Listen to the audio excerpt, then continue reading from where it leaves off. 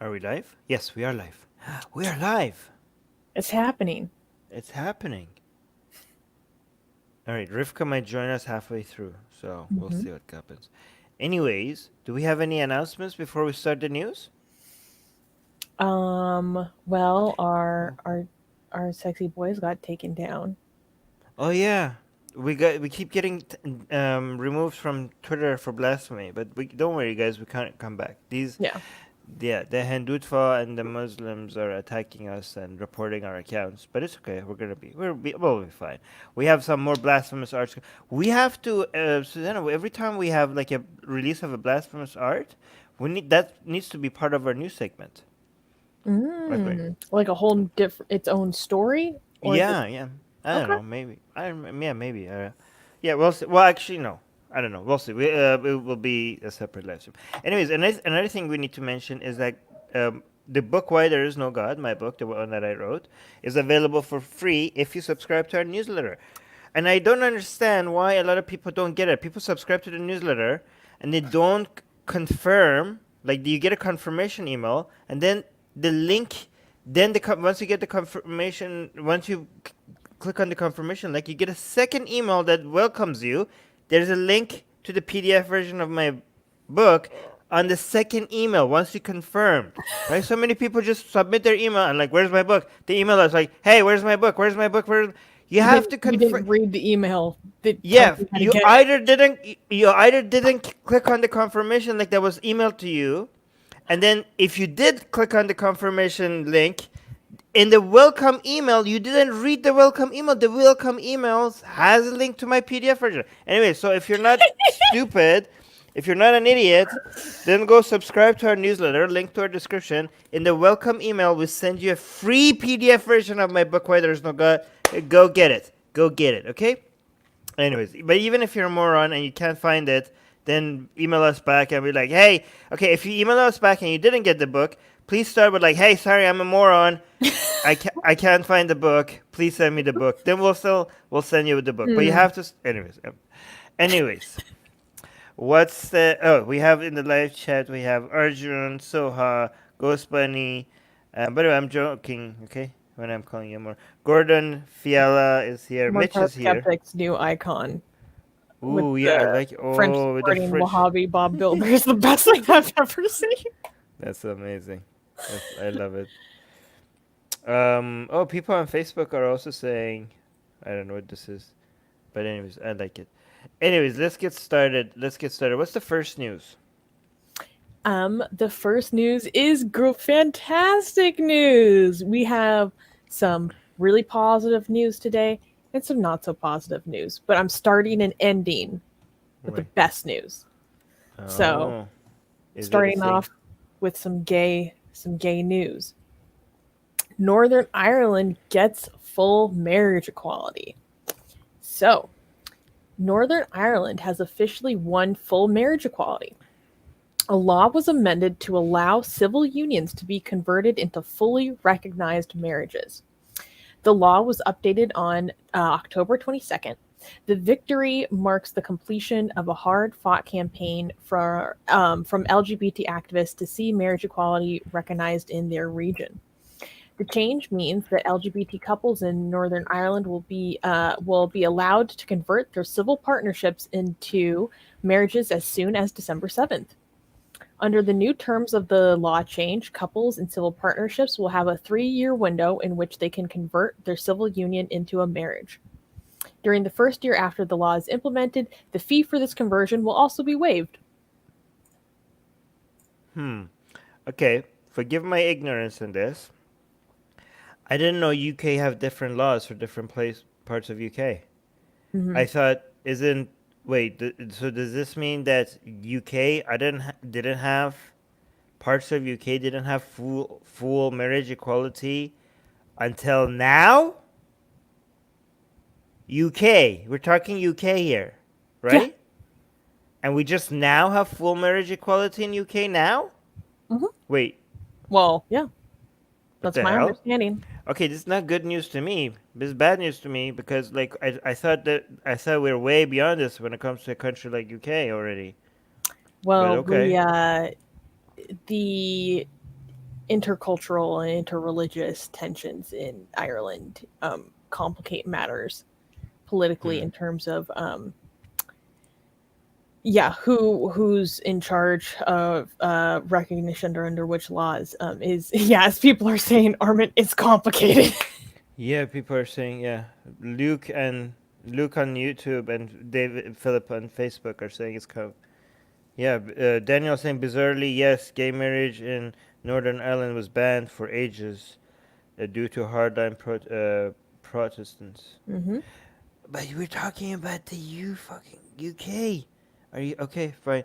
Okay, is the rest of UK okay? Like, are the rest of you on board? Are we now? Have we entered the 21st century now with the UK? Okay. Yeah, Well, Scots, Welsh, and Northern Ireland have different parliaments, which is why they're the United Kingdom. Yeah. Separate Really, from Susanna? Britain. Yeah, really. Really? Really? Wait, was Northern Ireland behind Ireland on this? I don't actually know about Ireland marriage equality. Okay, Jimmy, really? You've got to understand that there are multiple countries within the UK. Okay. Oh, look at Daniel. Yeah, we know that, Daniel. Thank you so much for. Daniel is saying. Armin, maybe don't ask stupid questions. No, Daniel is saying the Northern Ireland is in the UK. Oh, really? Okay. Thank you for. Okay, thank you. No, it's okay. It's okay, guys. I appreciate you guys. I know you're assuming I'm a moron, but that's okay. I'm thinking maybe we should do a stream about this. All right, but let me know later what that is. So, the 34th Amendment of the Constitution of the Constitution Marriage Equality Act of 2015 amended the Constitution of Ireland to permit marriages to be contracted by persons without distinction as to their sex. So yeah, like Ireland had it since 2015. Okay, Ireland. So Ireland was ahead of Northern Ireland, which is weird because I assumed that Ireland is like behind Northern Ireland, given how Catholic. Yeah. I mean, Ireland has made a lot of progress when it comes to, leaving their Catholic dogma behind. Quick. Really fast. In like past 5 years, like oof. I mean, the Catholic Church must be the Catholic Church is like, you know what, you guys, I'm tired of, we give up on Western European countries. We'll just go and we'll find more followers in Poland, in the Philippines, in Brazil, Africa, South America. Africa. Oof, yeah. They've been South America. Yeah, in Saudi Arabia. What the hell? So they're like, you know what? Screw you guys. You guys could go your godless ways, and they're like, so they're looking at other places, right? But I don't know, maybe it's me, but I always assumed that Ireland is behind the UK, but okay. Anyways, do you have any other commentary? Luke is saying, gotta love the DUP. What is the DUP? I'm not sure. Okay, now we look stupid. Yeah. I'm just a dumb American. What do I know? Yeah. I mean, true. No. By the way, this person really wants you to know that they love you, so they've been saying this for a while. So I'm going to highlight it. They're simping hard. Guys, where are my simps in the live chat? Where are my simps in the live chat? Luke is saying, and until recently, the Tories were in bed with them.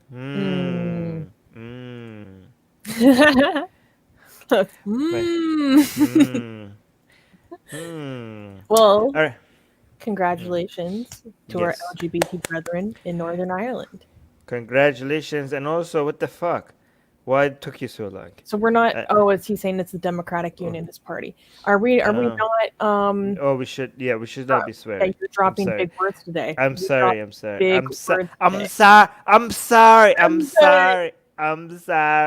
Ghost Bunny is simping for me. Yay, Ghost Bunny! Thank you. I love my simps. Saying hashtag simp for Guru Armin. This is the full thing. Hashtag simp for Guru Armin. Alright. It's so cute that you need to highlight it so much because it's so rare. I appreciate. Shut up. Hey, I highlighted your simps for you as well. Anyways, guys, more simps for me so that Susanna, we can show Susanna that she's not. Yeah. Anyways, can I clap for the? Oh wait, one more comment. By Qasim. Qasim saying the Marriage Same-Sex Couples Act 2013 was passed by the UK Parliament in July 2013 and came into force on March 2014. What does it mean? Came into force. Come into Oh, force, they mean the law that was passed comes into effect. So you pass it, and then there's some times before it actually starts to be enacted.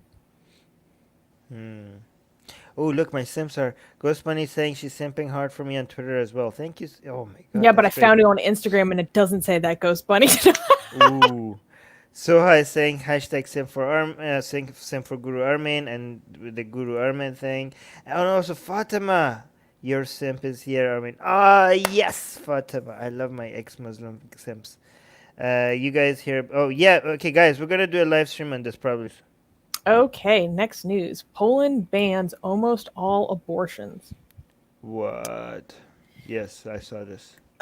Poland is notorious for having some of the strictest abortion laws in Europe, and now the nation's top court has further tightened the abortion laws by making it illegal to end a pregnancy due to fetal defects. The Constitutional Tribunal made a ruling that equates to an almost complete ban on abortions. Once the decision comes into effect, ending pregnancies will only be allowed in the very worst cases. Following the court ruling, hundreds of protesters marched towards the House of Governing Party leader Jaroslav Kaczynski, with some carrying candles and signs. The Warsaw police stated on Twitter that it met the protesters with pepper spray and physical force after some threw stones and tried to push the barriers surrounding the home. So, the article that I pulled this from was from earlier last week, or within this past week. But then, as of today, I've been seeing news about how Poland is now seeing some of the largest demonstrations that they have seen in years over this new law. It's a huge deal in Poland, and people are not having it. This is a really bad decision on so many different levels. This is going to screw up the economy of Poland. How? How? I remember reading Freakonomics. I don't think the economy is what the major issue here. We're Well, talking about human rights, though. this I know this is true. But one of the first things I thought about was how I read Freakonomics a while ago. And so I can't remember it exactly, but they took the case study of Romania and sharp increases in crime and many different determining factors of the happiness and health of Romania were directly correlated to the timeline in which they banned abortion. Right. But let's get back to the actual news about the human rights violation. So this is a commissioner for human rights saying removing the basis for almost all legal abortions in Poland amounts to a ban and violates human rights. Today, ruling of the Constitutional Court means underground and abroad abortions for those who can afford, an even greater ordeal for all others. A sad day. Guys, I always tell you, fetus lives don't matter. Repeat after me. Hashtag fetus lives don't matter. These goddamn parasites are not self-aware. It doesn't matter how many times you end them. They don't matter. Even if it doesn't have, you don't need any reasons for an abortion. If you're like, hey, I wanted a baby, got pregnant, and now I changed my mind. Oops. I was like, hey, can you afford it? Yeah, but I just don't want to. You could end it. You could end that. You could have an abortion, okay? There shouldn't be any human rights for fetuses. Fetuses should not have human rights. They are not self-aware. They don't matter. You could end them at any time without any hesitation at all times, okay? They should not be protected. They should not be given human rights. What the hell is wrong with you guys? Human rights should be for self-aware, conscious human beings. God damn it. Let me see the comments. All right. Liz is saying Yeah. women are going to start dying because of this. Used to happen all the time before it was legal. Yep. Yes. Unfortunately. Jimbo is saying, just so you know, the majority of us Poles do not approve of this. Mm-hmm. It's the effed up government that prefers to walk on church's leash, though elected by voices of the rural parts of the problem. Actually, I don't know. Why are you saying, huh? Susanna, have you seen the statistics? Have you seen any polls, or you I just want was this? agreeing with the effed up government part. Oh, okay, okay. But I hope this is true. I hope the majority of the polls do not agree with this. Um, but don't, guys, be careful with this, okay? This might be true, okay? But don't, just because somebody is talking to you from Poland, or just because you want something to be true, like, oh yeah, I'm hope you want more people to agree with you. It might be very tempting to be like, yes, of course, majority of Poles disagree with this, and this is like just a stupid government, right? But then all of a sudden, if you just believe that, I mean, this might be true, okay? But then all of a sudden, people come, and you're gonna look like an idiot if it's not true. So just be skeptical. I mean, I hope this is true though, right? Michelle saying, wait, this is long. I don't know if I should read that one. Let's read this one. Chelsea saying, I'm extremely excited to have my daughter. But I know I wouldn't have the ability to raise a child with severe defects. Why should anyone be forced to have a child that's entire life is going to be pain and suffering? Guys, as much as I agree with this, even if it's not, it doesn't have any major defects, okay? Even if you're not a victim of rape, even if you're not a victim of anything, even if your child, if your fetus is super duper uber healthy, okay? And even if you have the finances and you're like financially secure and you are completely in a position that you could take care of 20 babies if you wanted to, okay? You had nannies, you had like already 50 nannies at your disposal, and you were completely capable of raising a child. And you're just like, no, I got pregnant, I wanted to have a baby, but nah, I don't feel like it. It's okay, you can have an abortion. You can have an abortion. It's completely fine. It's a goddamn fetus. It's not self-aware. You are allowed to have an abortion, okay? It doesn't have any goddamn rights. It shouldn't have any rights, okay? You don't need any excuses. It doesn't have to be defects. You shouldn't have been, like, raped by somebody or anything. You just don't want it. It's just not, you never want it. It's okay. Just go get rid of it. Go get rid of it. Go feel as sorry for it as you would for a tumor, okay? I know you would do it recreationally if you could. If it wasn't harmful to everybody, yeah.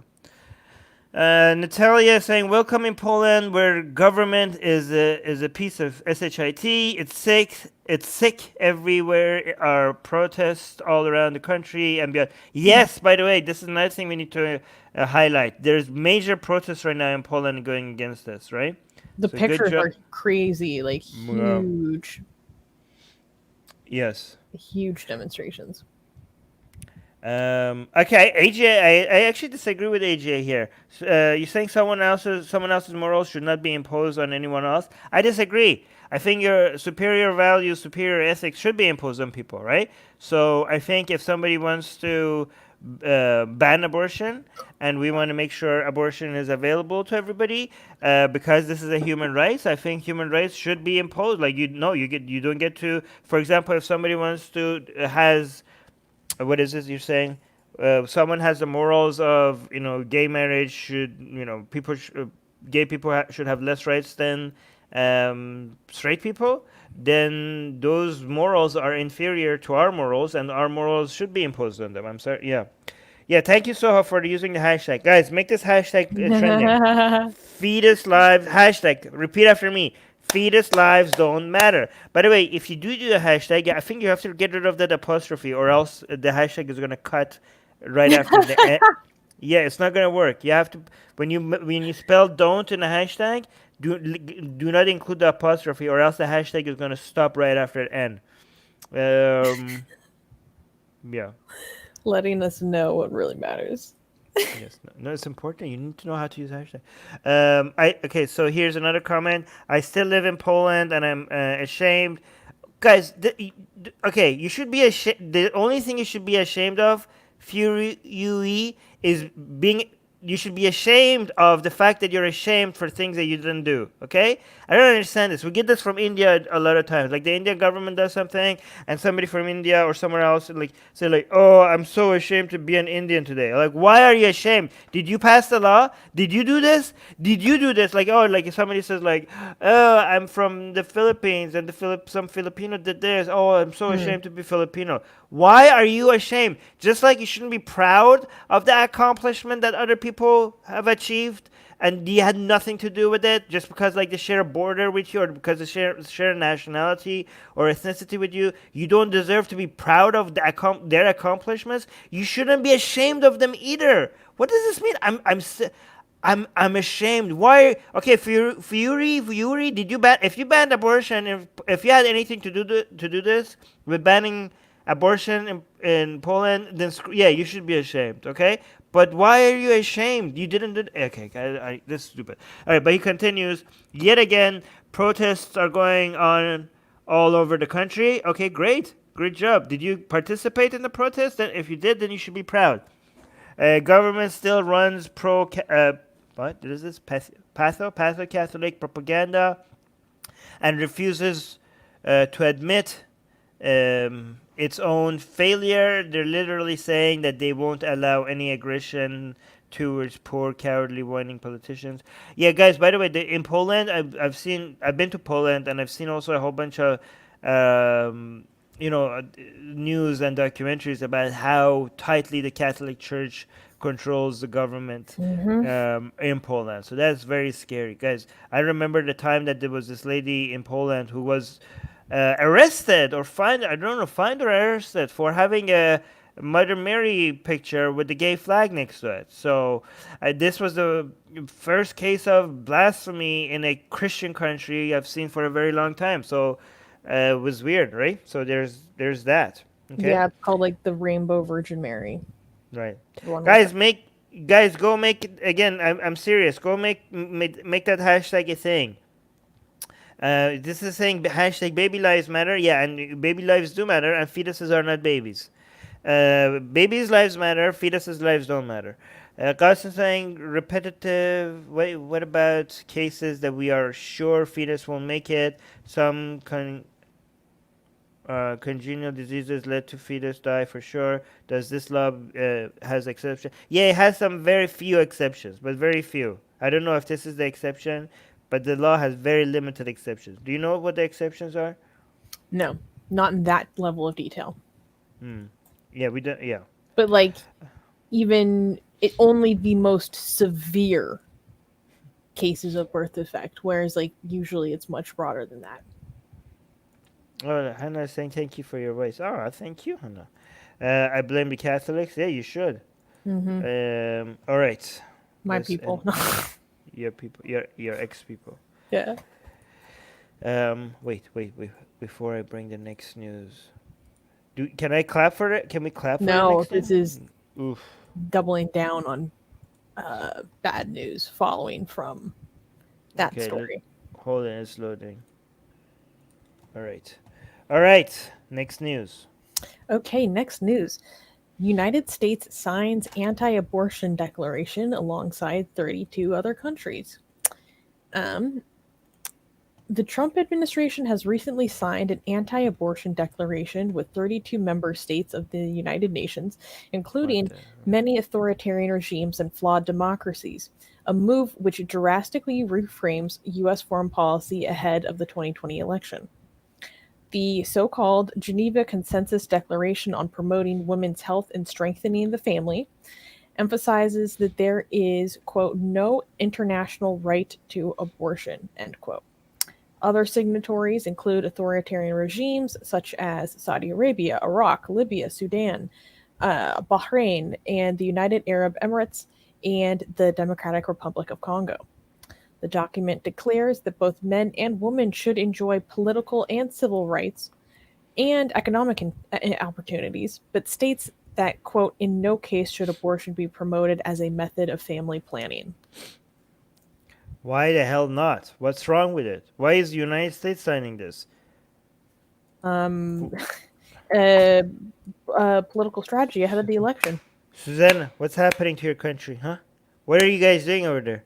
What the hell are you guys doing? You guys giving legitimacy to this anti-civil rights, anti-human rights propaganda? You know, what are you guys doing?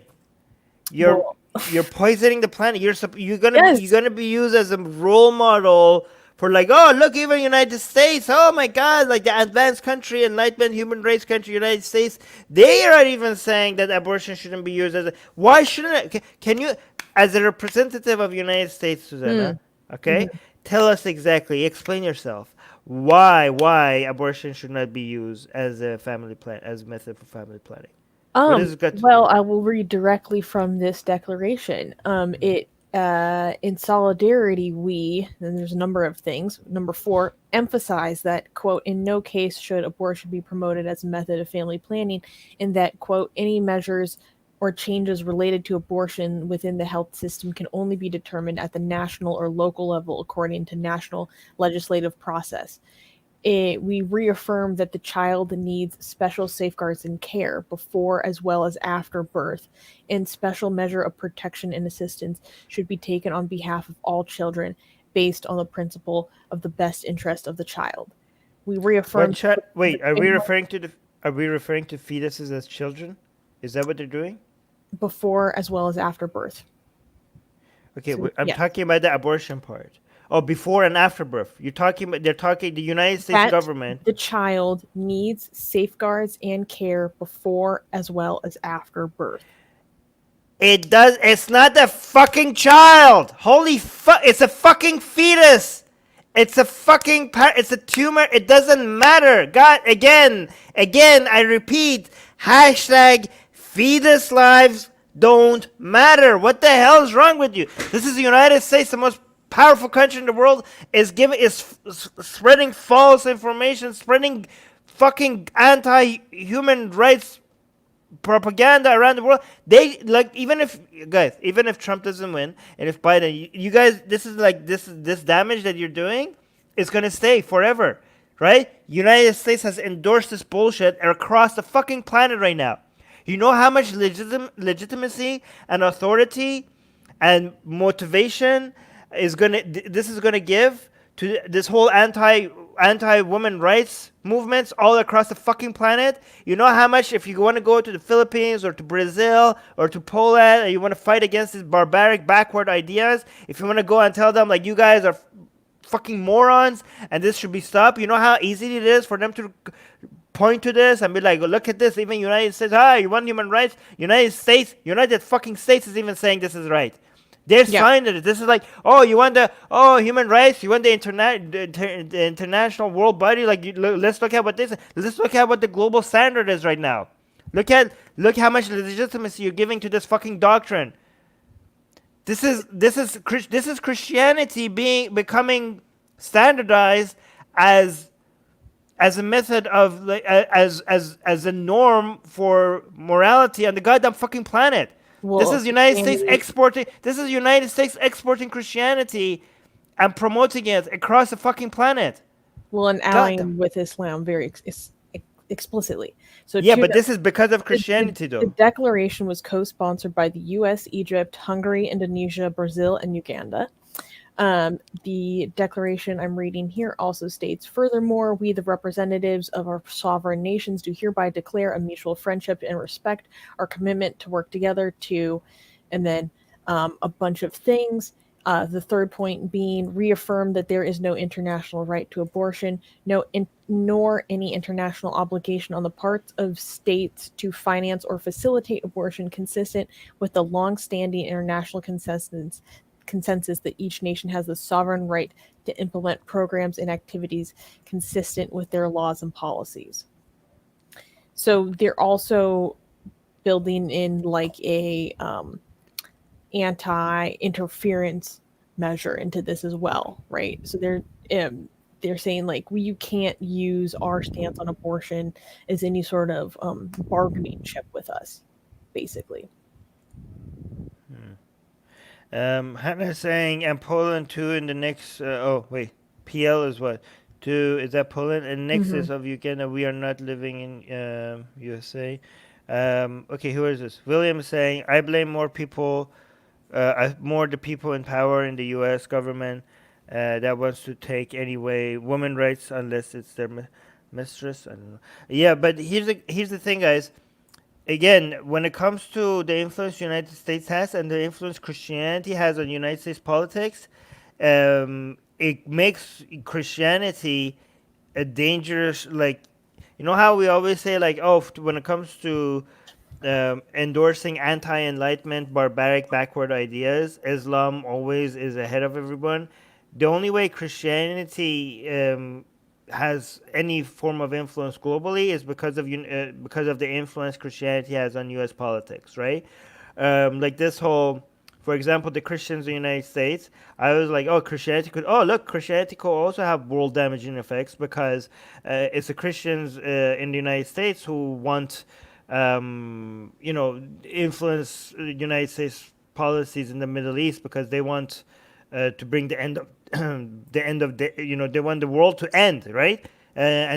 These people have powerful lobbying groups, and they're trying to influence Israel-Palestine politics in a way that there is more conflict, and because they think at some point there needs to be a war, and the mosque in Jerusalem needs to be torn apart and the temple needs to be rebuilt, and that is actually that Christian dogma is actually heavily influencing United States politics in the Middle East, which is insane.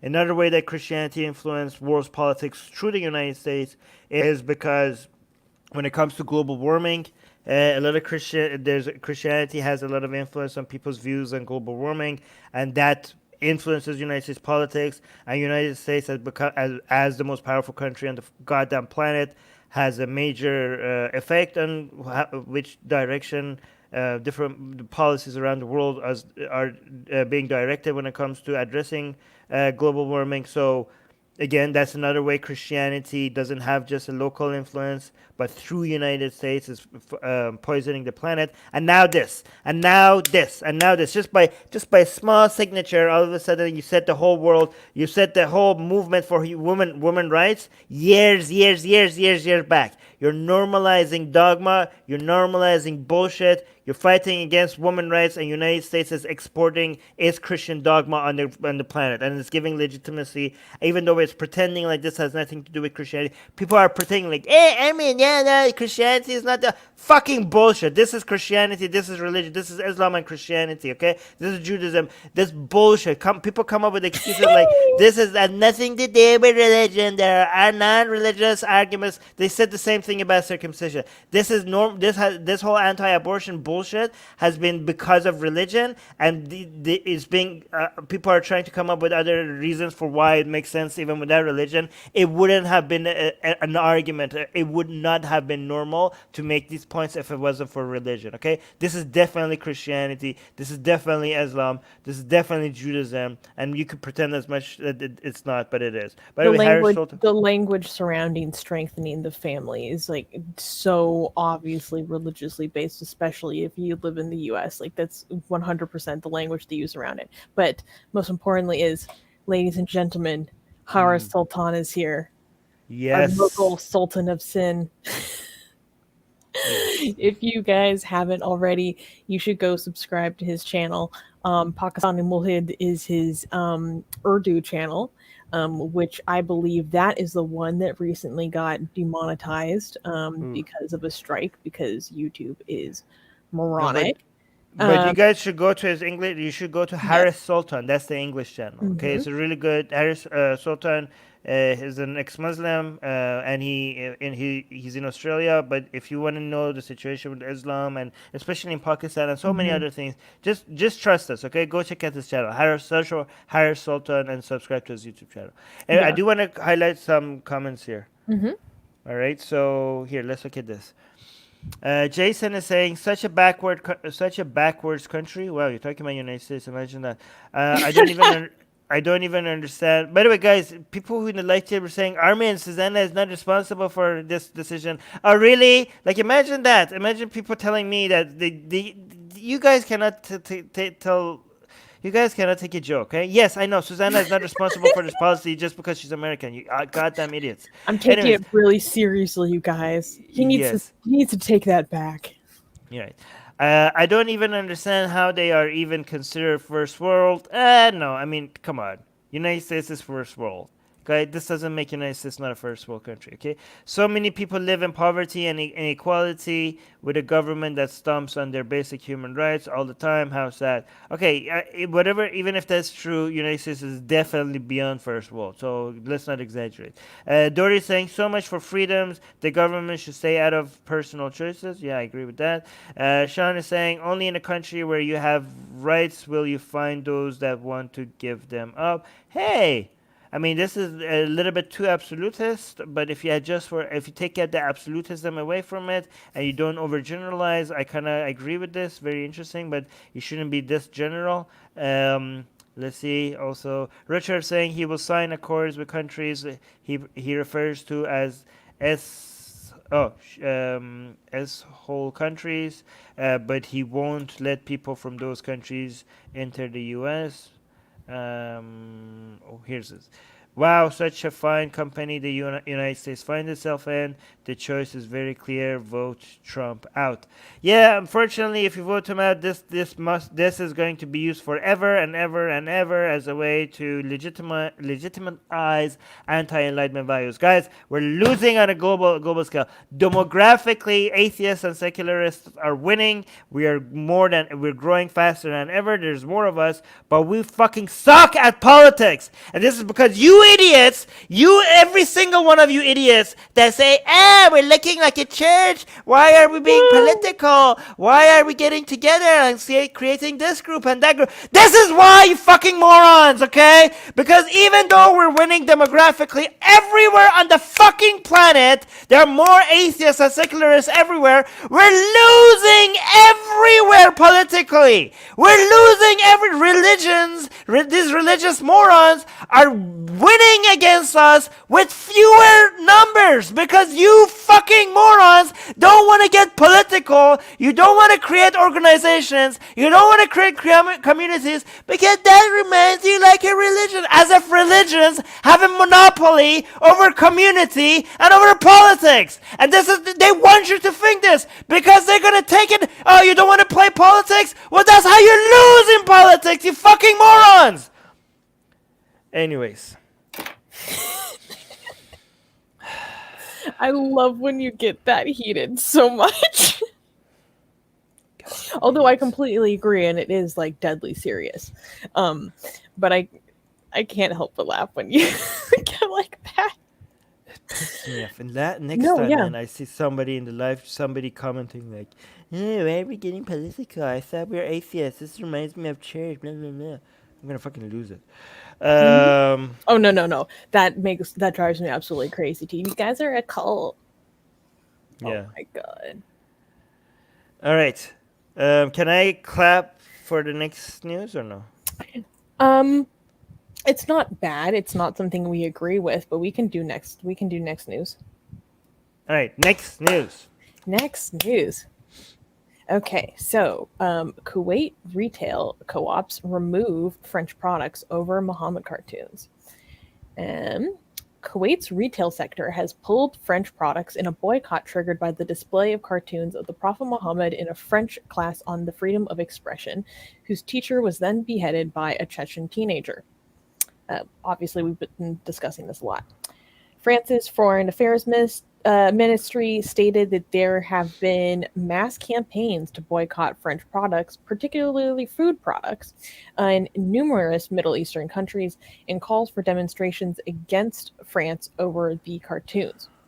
Quote, "These calls for boycott are baseless and should stop immediately, as well as all attacks against our country, which are being pushed by a radical minority," the ministry said. The Non-Governmental Union of Consumer Cooperative Societies of Kuwait, a group of more than 70 establishments, issued the boycott directive on October 23rd. The head of the union, Fad al-Kishti, told Reuters that the products have been removed in response to, quote, repeated insults against the prophet. Okay, help me understand this. They already bought the products. They already paid for the products, and they bought the products, and now they're removing it off the shelf as a form of protest against France. Doesn't that hurt the store more that they already paid for the products and they're just not selling them right now? Don't these retail co-ops, like, maybe I'm not understanding this, but doesn't that hurt these retailers more than it hurts France as an entire country? Yeah, I mean, the most important thing of being a brick and mortar store is every centimeter of shelf True. space that you use. Um, Mm. so, yeah, I think they would hurt them more. Now, what comes to my mind is, oh, well, maybe it wouldn't hurt them more because then they're, showing that they're taking a stand, right? Or that if they didn't do this, that would also signal to their consumer base that they are in agreement with France, right? So Right. there's maybe more calculation in terms of how they're coming across that way. Um, So I would. it's ridiculous. It's ridiculous because imagine if you had your country is going through a crisis and it's under attack by fucking radicals. It's being taken over. It's being under threat by Islamic dogma, and you are basically under attack, and your citizens are unsafe inside and outside of a country, and you're standing for enlightenment values and for freedom of expression, the values that France has gifted to the entire planet, and the world has become a better place because of it. And now your country at home is being threatened by the worst ideas on the fucking planet. You have basically enlightenment values that were gifted to the world by France is now under attack. The best of ideas is now being attacked by the worst of ideas, which is Islam. And the world, what does the world do? Do they come like solidarity with France? Turn Like, their back on them. yeah, instead of like defending France, showing solidarity, showing support. What the fuck? You have French blood on the fucking streets, and instead of like defending, instead of standing with France, the people are what? What? You're worried about? What is it you're worried about? You're worried about fucking cartoons. Drawings. Your drawings, like, oh, one side is spilling blood on the streets, and the other side is drawing cartoons, and you are condemning the cartoons. You're doing protests against the fucking cartoons. You're doing boycotts against the fucking cartoons. Are you fucking serious? Are you guys do you guys not look in the mirror and think like, hey, between the people who are spilling blood and people who are drawing cartoons, I'm against the person that is drawing cartoons? Like, you have to look in the mirror. You have to be like, are we not the baddies here? Like, you have to ask yourself, like, are we not the baddies here? Like, how is that? How are you guys like, by the way, I understand that a lot of these people are like, oh, yeah, the murder was bad. But let me tell you what we're really concerned about. These fucking morons, imagine that, like, they're like, well, we did condemn that. But yeah, we can see where your fucking priorities are. By the way, a lot of them didn't even condemn the attacks, right? But even a and lot. here's the thing, Susanna. Here's the thing. These boycotts and all of that, right?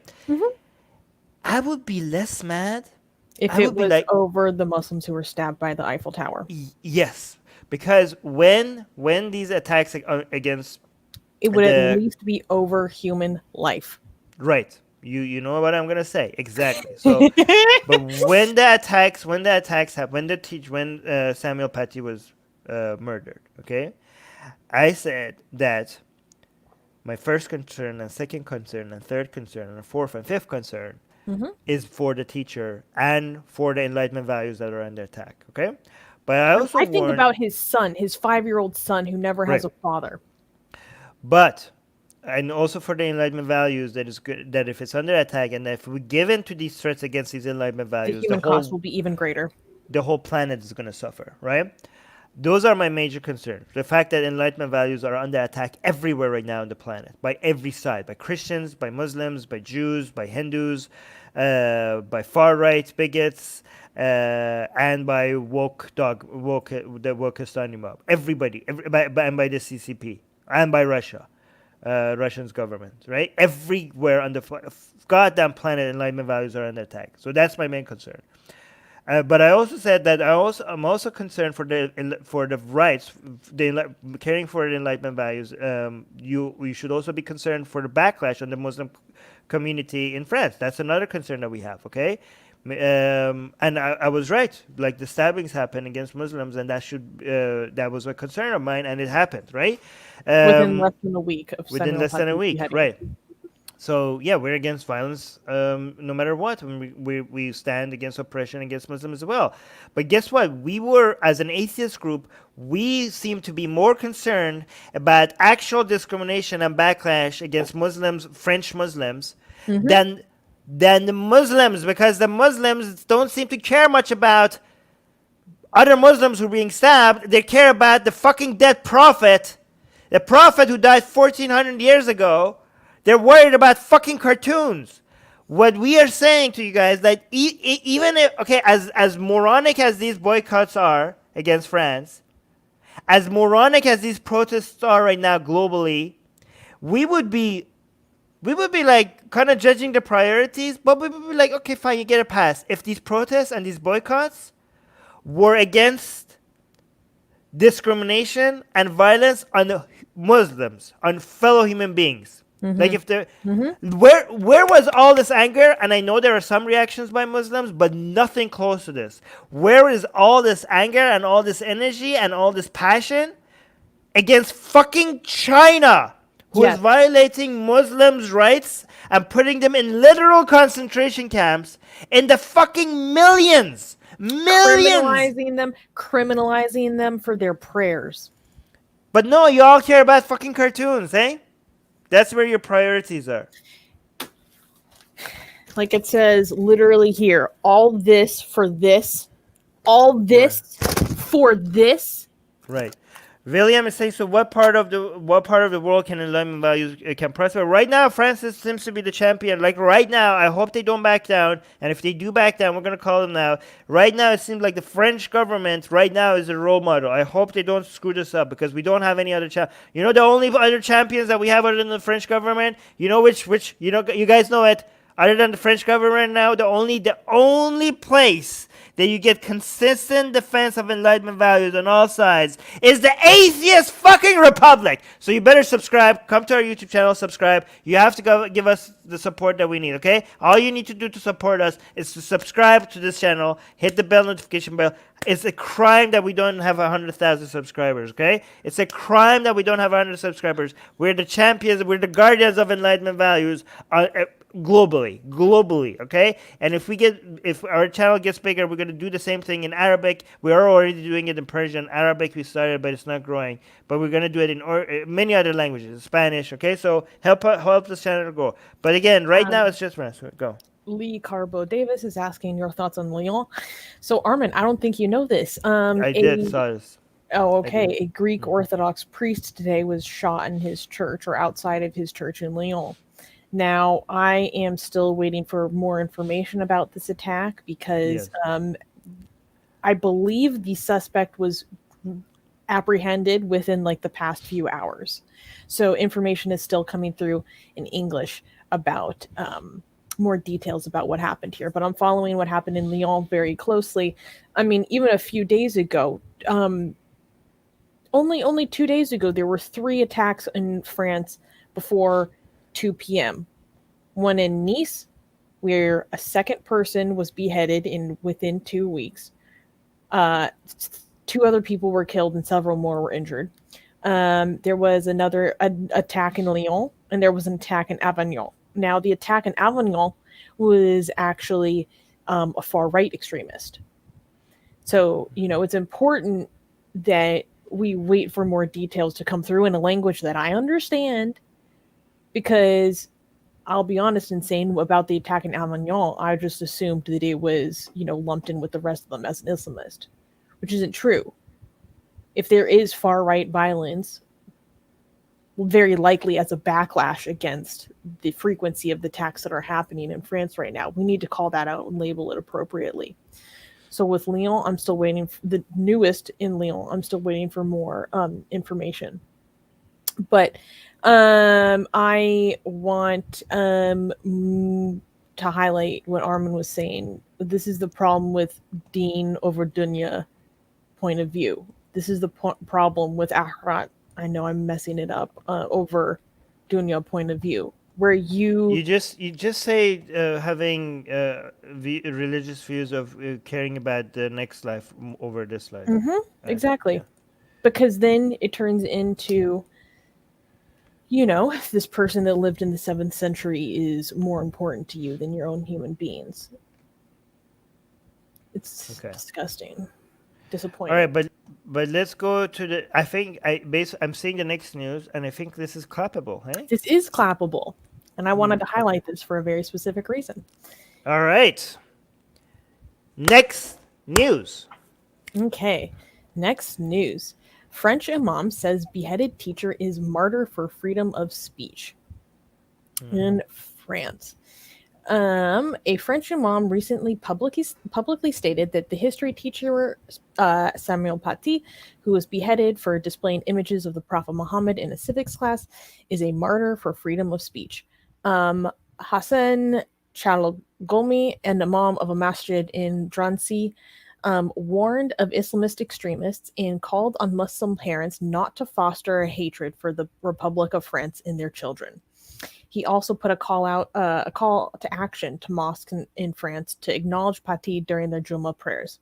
Quote, Paty is a martyr for freedom of expression and a wise man who has taught tolerance, civilization, and respect for others, says Chalgomi, the president of the Imams of France conference, and who has regularly called for interfaith tolerance. Quote, we need to end the victimization discourse. We all have rights in France, like everyone else. Parents should tell their children about the good that exists in this republic, the imam said. You're muted. Okay, so this is great, Mm-hmm. right? Again, I always tell you guys to be careful with this, right?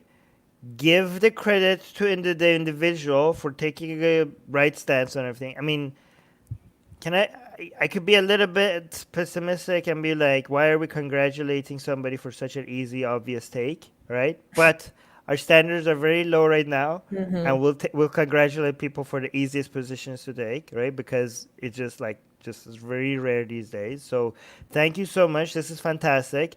I mean, again, it makes me a little bit icky to be like, yay, good job. Yes, you're on the side of the person who was beheaded, not on the side of the people who are condemning the cartoons. It seems like we're like handing out cookies for such easy, like we're giving medals for obvious. But again, because our standards are so low, I do have to congratulate this. I do have to thank people for this because we need to encourage more people to do this, right? We have to encourage more people to do this because most people are even the people that are supposed to be the representative of the civilized world are not getting this easy position. Like this guy apparently understands this imam, this French imam is getting this better than Justin fucking Trudeau, the Prime Minister of Canada, right? Like this guy gets Oh, I it, and just the Prime Minister of Canada, the so-called civilized world is not getting such an easy answer, such an easy position at this time of crisis. They don't understand it, and this French imam gets it. So no, wait a minute. I take it back. No, thank you so much. Okay, apparently it's not an easy position to take. Apparently people are morons, and this French imam, he's not a moron. So I mean, you're still a moron for believing in Islam, but on this specific stance, you're not a moron, and I congratulate you, and I thank you for taking. And actually, this person deserves multiple cookies because as an imam, I'm pretty sure he's gonna get way more threats for taking a position like this, and I'm pretty sure the hostility and the threats is coming at him like oof, like he's like a tsunami of attacks are heading his way right now. Okay, so this imam taking this position as an imam, it takes a lot more bravery than us saying stuff like this, especially given that he's French and he's in France. So thank you so much for this position. I do want to be careful. Do not use this as a way for anybody. Should not use this as a way to say anything about Islam. Okay, You just congratulate this specific imam, this specific individual got the answer to one question right, and he was a brave physician, and he deserves. He just specifically deserves to be congratulated. This has nothing to do with Islam. Islam is always has been, and always will be a barbaric, backward, violent, moronic, anti-human, anti-woman, anti-gay, anti-secularism, anti-peace, anti-democracy, anti-human rights ideology that needs to end yesterday. Okay, so so none of this, like, oh look, Islam can be good. No, Islam cannot be good. Islam is cancer. Islam needs to be eradicated. Okay, give the credit to the individual, not Islam. This guy got the right answer to this question, not because of Islam, but in spite of Islam. Anyways, anything? I completely agree with everything you just said. I did want to highlight this because we are going so hardcore against Islam right now. Like, personally, I mean, obviously this is relit a fire under our ass like never before, especially with so many people throwing away what made their countries and their societies so prosperous. They don't see the value in it, and that's why I've gotten really lit up recently. But I wanted to highlight this because I think it's important to highlight when there are people who we have disagreements with, specifically, like, this guy is obviously a preacher of Islam. Like, that's a major disagreement we have. We still ally ourselves with people who stand with us on this. This is a major point of agreement. We need every ally we can get right now. And also, I wanted to highlight, religious leaders, people of this faith who do stand with us. Because, again, it's always worthwhile to make the distinction that this is not an attitude that can be assumed of all Muslims, right? Right. This is why I say that. Give the credit to the individual. No. Wait, hold on. All right. Okay. Don't woman-splain stuff to me. Oh! This is why I say that in the fight for Enlightenment values, as moronic as the belief in Islam is, and as unapologetically I will call it out as moronic, and I will say that whoever believes in Islam or Christianity or whatever other religion, on that specific thing, they're being stupid, right? All that being said, in the fight for Enlightenment values, I take a one Muslim that is fighting for free speech and secularism over 1,000 atheists who are anti-free speech or anti-secular. Okay? I take one Muslim that is for free speech is worth more to us in the fight for Enlightenment values than 1 million atheists that are against it. Okay?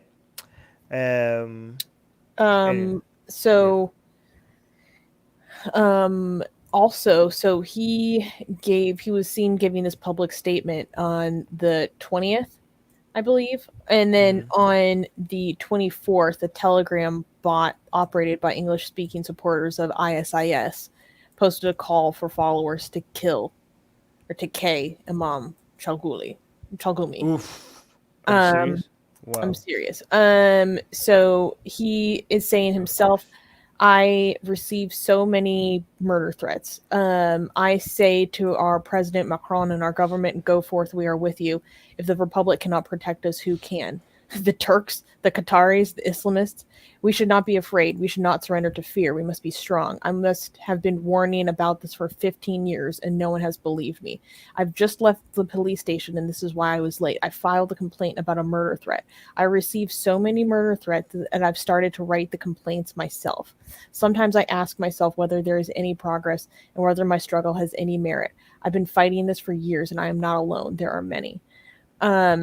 At the police station, when I filed the complaint about death threats, they said to me, we sent them a warning. They threatened to kill us, and all they get is a warning.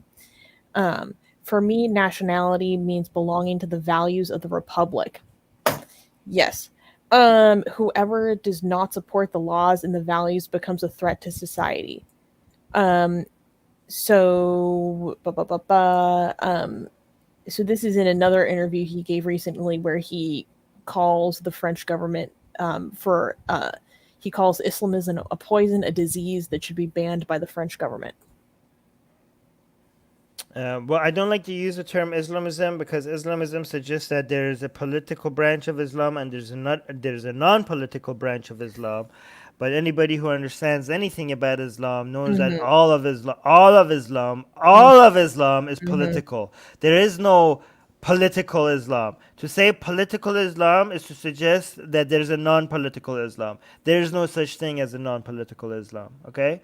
Um, yeah, I mean, when you're the leader of your religion, establish the government. That makes all of your religion political. Okay. Anyways, so we should do some comments before we go to the next one. Here's two. Let me see which ones I want to highlight. All right, so here's one by Christian who's saying, so apparently the people in these comments don't understand that the imam is against extremism. He was showing support for the teacher. We should be supporting him and his fight against extremism. Okay, yeah, I agree with that. Tom is saying it's such a pity these people don't realize that it's all nonsense. The plethora of gods should be enough to tell someone it isn't real. I think this person doesn't understand that the imam was against all of this. Mm, yeah, I think this person didn't understand what's going on. People just don't understand something. Neil saying, let's be honest, he shouldn't have been. Really? Is that what you're gonna say? Okay, he shouldn't have had his head chopped off in the first place. This is the 21st century we live in, isn't it? Views and opinions should be tolerated and debated, not life ending. Really, Neil? What a really okay, guys. Oh my God, is this how far we are right now? That we these are the these are the things that we need to explain to people right now. Hey guys, let's be clear, okay? Let's be clear, guys. If you guys didn't get the memo in the live Mm, chat, guys, beheading is bad, yeah. okay? It's a no no. We No no like no them no to no. be Do not. attached to the shoulders. Jesus Christ. Good look at this. It's got 37 likes and hearts. This is like, yes, we agree beheading is bad. Oh my God. Oh God, we're so behind. Susie, We we're have so so much behind. work to do, We Armin. are We so have so much behind. work to do. Oh no. We're so behind. No martyrs choose to surrender their lives for a cause.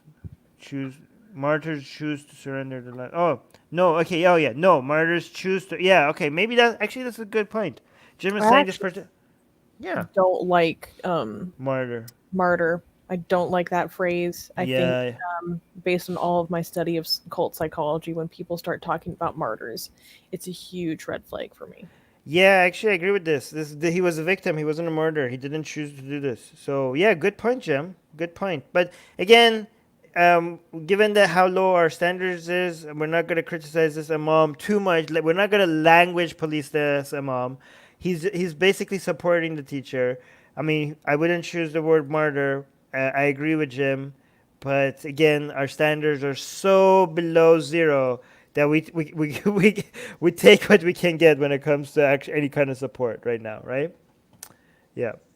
Can I clap for anything we need to highlight in the live chat? Susanna, you're looking at the live chat as well, right? If Yeah. we like, oh here, like Mortad tagged us. This feels like watching a children's TV show where they explicitly tell you a basic moral at the end. So today we learned that hurting people is bad. Yes, do not hurt people. Do not, hey children, you see this head and these shoulders? Please leave them attached. Keep them attached. Do not separate the head from the shoulders. Okay? That's a no, no, no. That's a nope, nope. You get the slap on your hand if you try to detach the heads from the shoulder. Okay? Optimus like, I don't know, man. Jeez. Oh my god. All right. Can we clap for the next one? Oh no. um, Mm, yeah, we'll do it yeah. anyways. Sad, we do it in a sad way, okay? Next news. Okay, next news. Huge Bangladesh rally calls for boycott of French products. So, do you have photos of this rally that we could pull up? What? Oh yeah, this one. Okay, yeah. Look at this crowd. This is wild. Tens of thousands of people recently marched through Dhaka, the Bangladeshi capital, demanding a boycott of French goods amid the outrage that was sparked over France's toughening stance on Islamism and Islamic separatism. Police estimated that about 40,000 people took part in the march, organized by Islami Adolan Bangladesh, one of Bangladesh's largest Islamist parties. The crowd burned an effigy of French President Emmanuel Macron, who has defended the caricatures of the Prophet Muhammad. Bangladeshi police blocked the marchers from reaching the French embassy. Quote, Macron is one of the few leaders who worship Satan, senior Islami Adolan leader Ator Rahman told the protesters. Well, that was a new one for me. I've seen Macron portrayed as the devil by Iranian media. Little did I know that he is one of the few leaders who also worships the devil. Guys, I know that we have said this again and again, but it deserves repeating. You see, again, let me show this crowd. Let me show this crowd to guys. You see this crowd, guys? All these people? What are they upset about? Is it because of the Muslims who are being killed? Or is it just Muslims who are being stabbed? Is it because of the Muslims in China's concentration camps? Is it because of Yemeni Muslims who are being bombed by Saudi Arabia? No. Okay? No. I'm not going to yell right now because a lot of you guys keep telling you, my ears, okay? So I'm going to try to keep calm and tell you, these idiots, these morons, how many, Susanna? 30,000? 40,000. 40,000 people? They're butthurt over a punch. You want me not to yell? This. Cartoons, guys. These people, all of them. These people came out, took time and resources and energy not to solve real problems, not to fight for human rights. They're fighting for the fifis of their dead prophet who can't handle a fucking cartoon.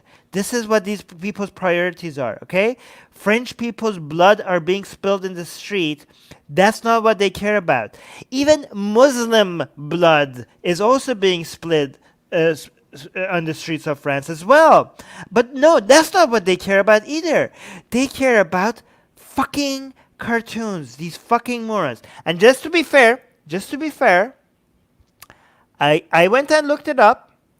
There was protests in Bangladesh against China. There was.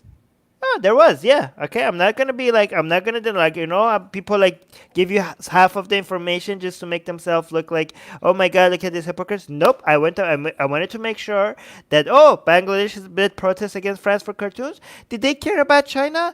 Oh yeah, there was a protest. But do you want me to show you the protest? Okay, I went and looked at a lot of videos. Okay, boy. I went and looked at a lot of videos and a lot of footage of what did Bangladesh do. Okay, what did Bangladesh do for protests against China? Okay, I know some people are listening to this on our podcast instead of video, but trust me. Okay, this is the protest. This is what the protests against China looked like in Bangladesh for Muslims who are being put in concentration camp for the mere crime of apparently being a Muslim in China. And this is for the Prophet Muhammad being depicted in cartoons. Holy cow. This is for the cartoons. This is for 1 million Muslims being put in concentration camp. Again, let me show you again. Possibly over 1 million. That looks like if all of these people in the background are also part of this, which isn't clear. Like, it looks like just a dozen people in the front, but I'm going to be generous and say that these people in the back are also involved. That's less than 50 people. I don't know. Maybe the line keeps going. It doesn't matter it's not this. Okay? It's not this. This is for cartoons. This is for Muslims. Okay? So when you say Muslim lives matter, Atheist Republic agrees. You know who doesn't agree? Muslim majority countries. Okay? Muslim lives matter on a per capita basis to atheists more than to Muslims. Okay? Muhammad cartoons matter more to Muslims than Muslim fucking lives. Okay? We have been, if you adjust per capita, we have been more outspoken against human rights violations against Muslims more than Muslims. This is the look at this, guys. Look at the priority.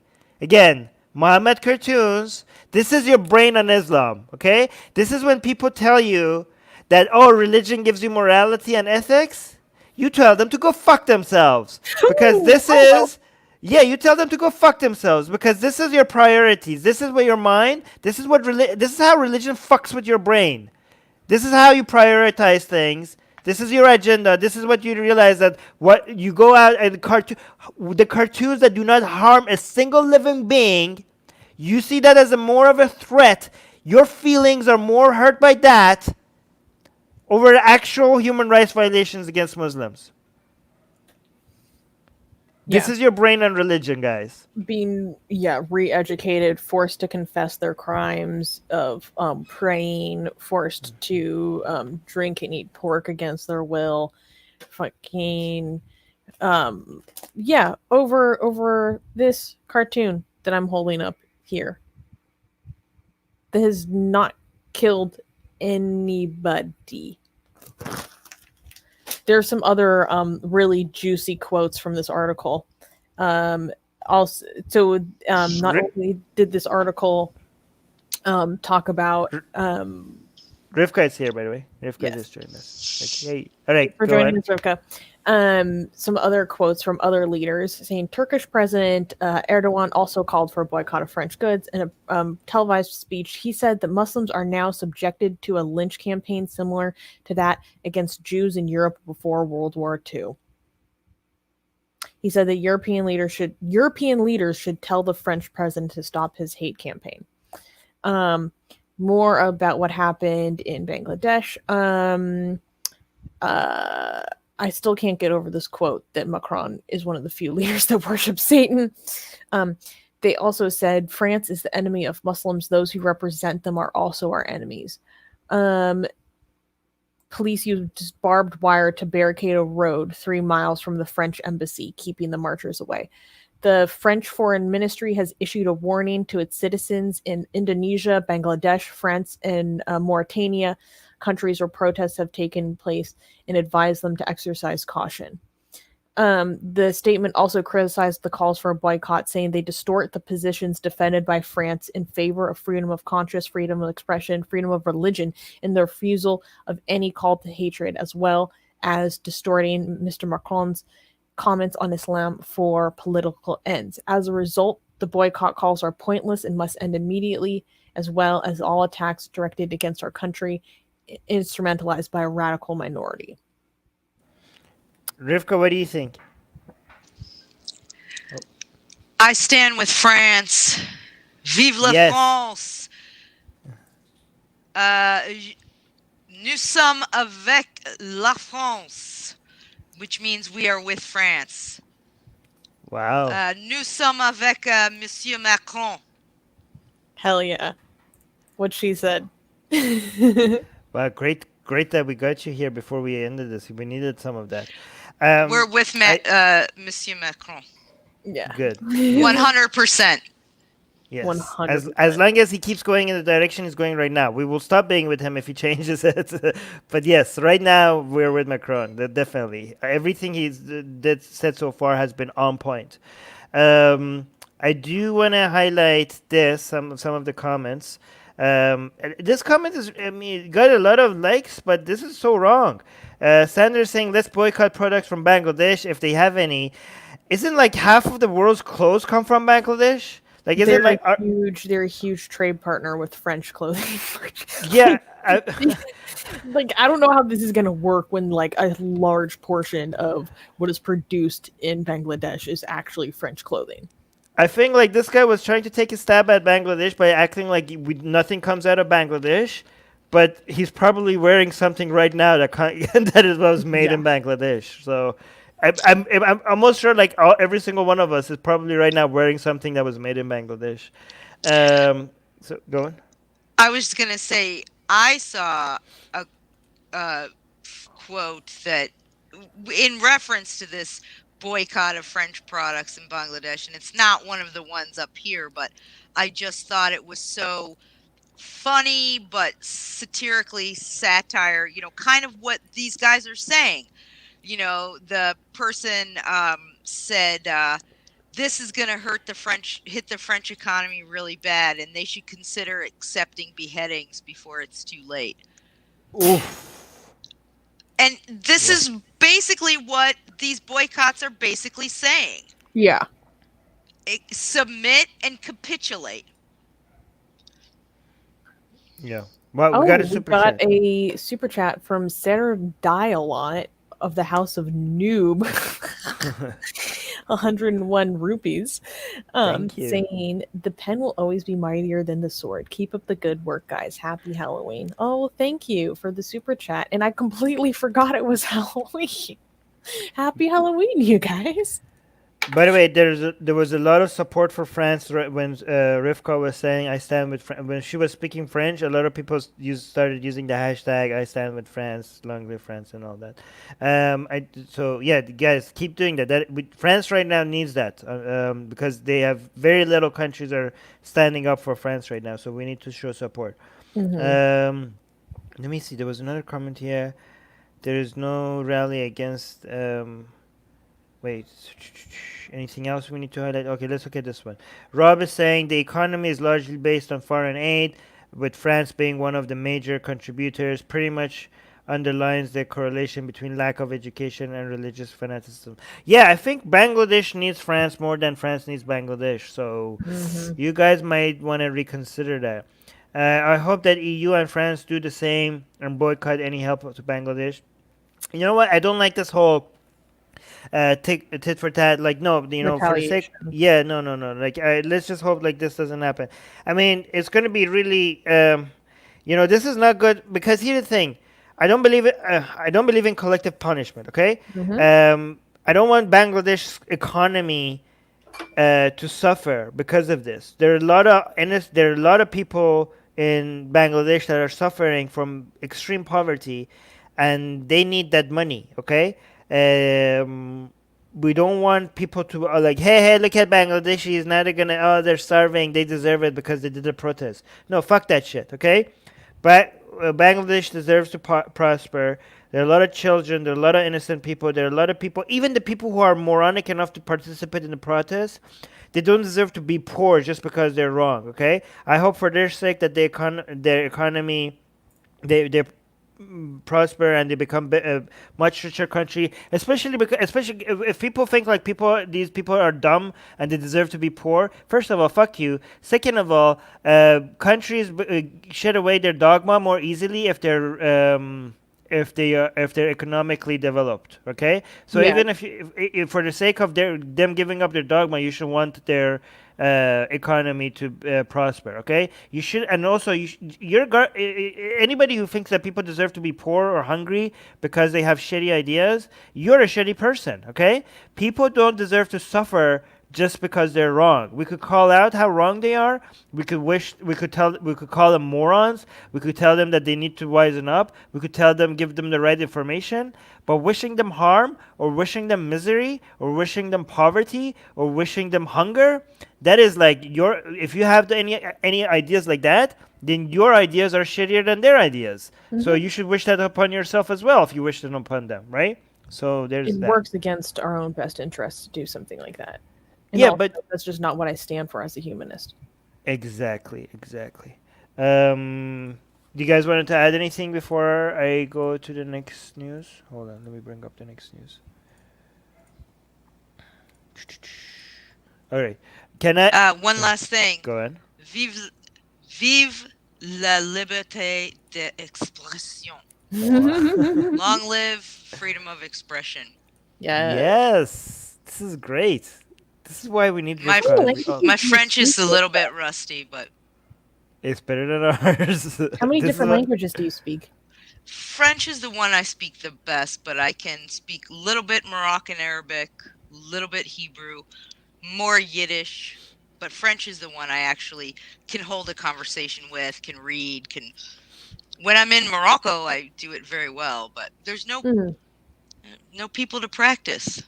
Aw. Je comprends le français, je ne parle pas bien. Oh. Uh, uh, I do want to respond to Arjun's comment. He's saying certainly voting age people in Bangladesh are to blame at the very least. Yeah, they are to blame. I didn't say they're not to blame. I just don't wish them misery, hunger, poverty, or any hurt because they were wrong, right? Um, and I don't believe like you don't deserve making. I don't want you to be suffering because you made a wrong decision like this. I hope, like, I don't think people deserve to be poor because they were stupid. Stupidity does not deserve such harsh punishments. It's not it's not a crime. I mean, you should be educated. You should be called out, but you shouldn't be. I don't want you. I still want you to be happy, even if you're a moron, even if you're a dumbass idiot moron that believes in the crappiest ideas on the planet. And I want your ideas to end and be eradicated. I want your ideas to die. I want your ideas to die, but I want you to be happy, even though you're a moron. Anyways, yeah, go ahead, Rivka. Also, I was going to say that poverty really impacts, in particularly, young people and their ability to get an education, which then helps them to come up with better ideas, to help move them away from superstition, to teach them about critical thinking, to empower their community, to start doing things to help their economy, which then, when people are doing well and the economy's doing well and they have security and they can feed their families, there's less wanting to blame other people and looking for, magic sky friend to save them from this, poverty that they're in. All of this is this cycle that ends up, you know, when you have less poverty and more education, you have usually less bad ideas. Yeah, but I mean, it's not Arjun, 100% of the truth, but I agree, but even if it's just for sake of standing for our fellow humans, even if it wasn't the best strategy, right? Like Arjun is saying, nature itself punishes stupidity. Thankfully, generally speaking, well, it does, but not thankfully. I'm not thankful that stupidity is being punished so severely. I think we should. This is why we're not stand with nature. This is why we fight against nature. I don't want stupid people to suffer. I'm not thankful for stupid people suffering.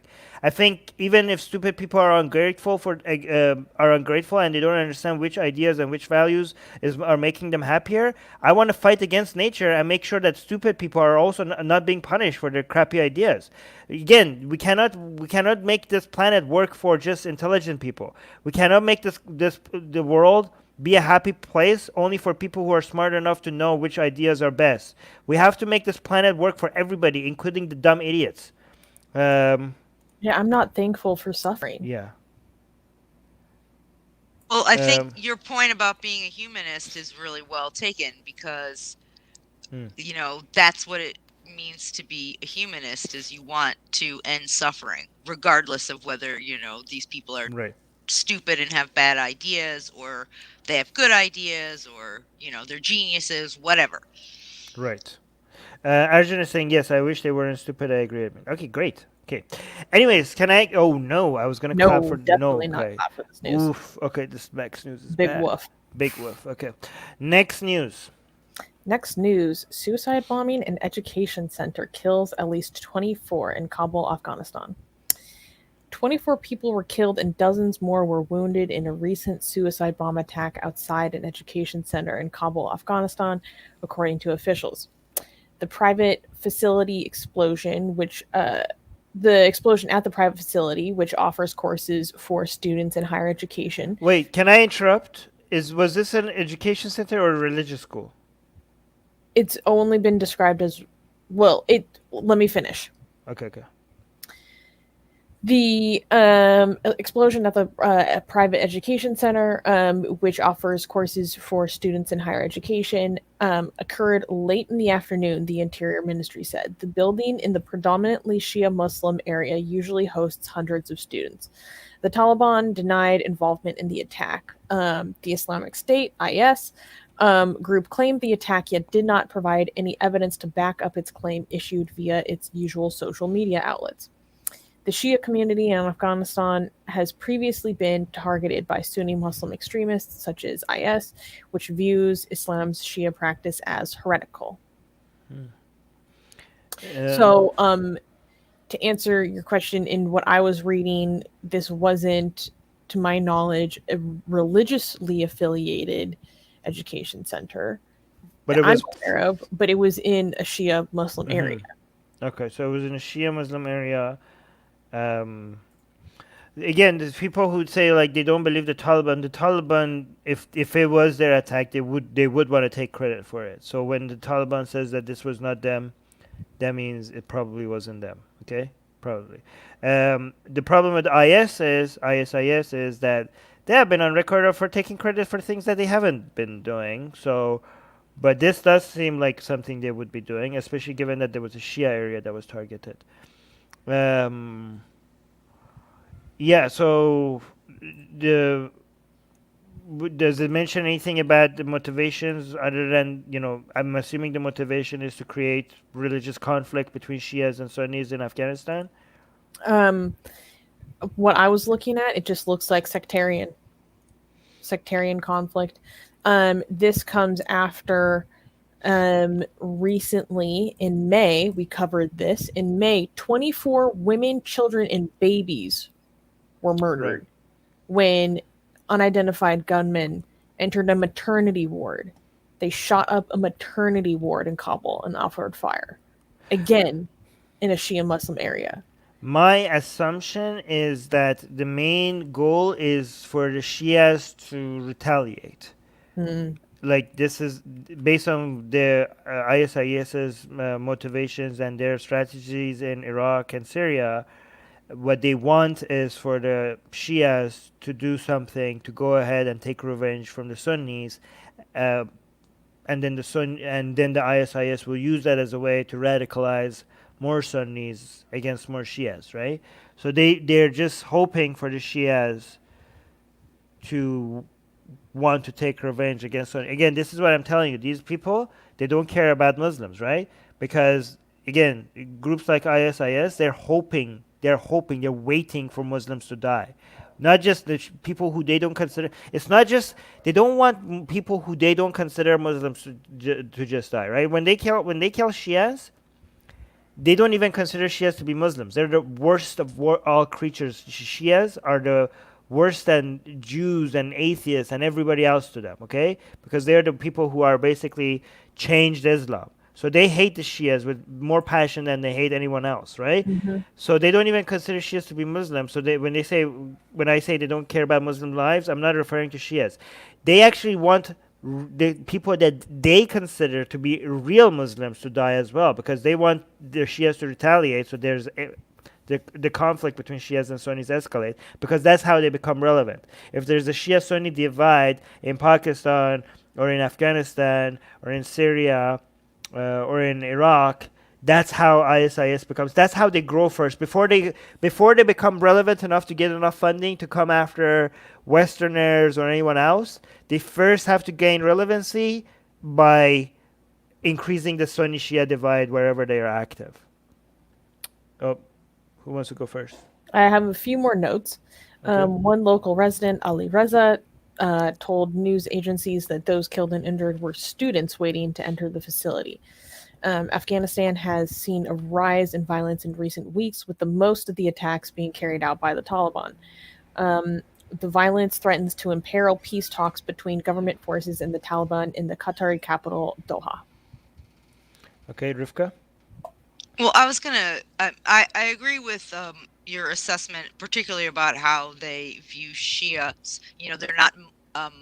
They're not. It's not just they're not Musliming properly. They're not even Muslims. They're outside of the circle of trust or whatever. But I also think that uh, often I feel like they're motivated, or a lot of these things are motivated by, just sowing chaos and making like this, sort of empty void with which then they can step in, and also kind of throwing everyone's hearts on the ground, particularly, um, young people, women, children, so that people are so seemingly disparaged and just overwrought. And it also is interesting that they're focusing on education centers, a maternity hospital, which is, where women are going, usually run by women, with women in those countries, because a lot of times they have midwives and female doctors, more so. I'm generalizing, but more so tending to other women. Women are there. Then this is education. All of these things are kind of these ideas that they're not interested in especially education, bringing to the forefront in the community. And I also think that really part of it is to just create despair and to sow chaos. And that's sort of the environment that they seem to really feel like they thrive best in, and that they can, be more relevant in, and that they can gain more followers in this chaotic, despairing environment with which they can turn other people against each other and then onto their side. I mean, because when things are terrible, people will sometimes join them. I mean, you can download an application to join them on the internet, and it's like applying for a job, and you can get paid, and you upload your resume. So I mean, so they need bodies, both literally and figuratively. Yeah. Obviously it's really heartbreaking, and we will be covering more sectarian violence that happened in, well, not Afghanistan but Pakistan. There was a big attack that happened in Peshawar. We'll be covering that next week, because that was devastating. It needs to be highlighted. Armin, do you have any final thoughts or next news? Next news. Okay, next news, and there's a video for this one. Right. Fantastic. Iranian woman arrested for cycling without hijab. An unnamed young woman has recently been arrested in central Iran for, quote, insulting the Islamic hijab after a video appeared to show her bicycling without a veil. A short video circulated on social media networks showing a bareheaded woman cycling in front of a mosque.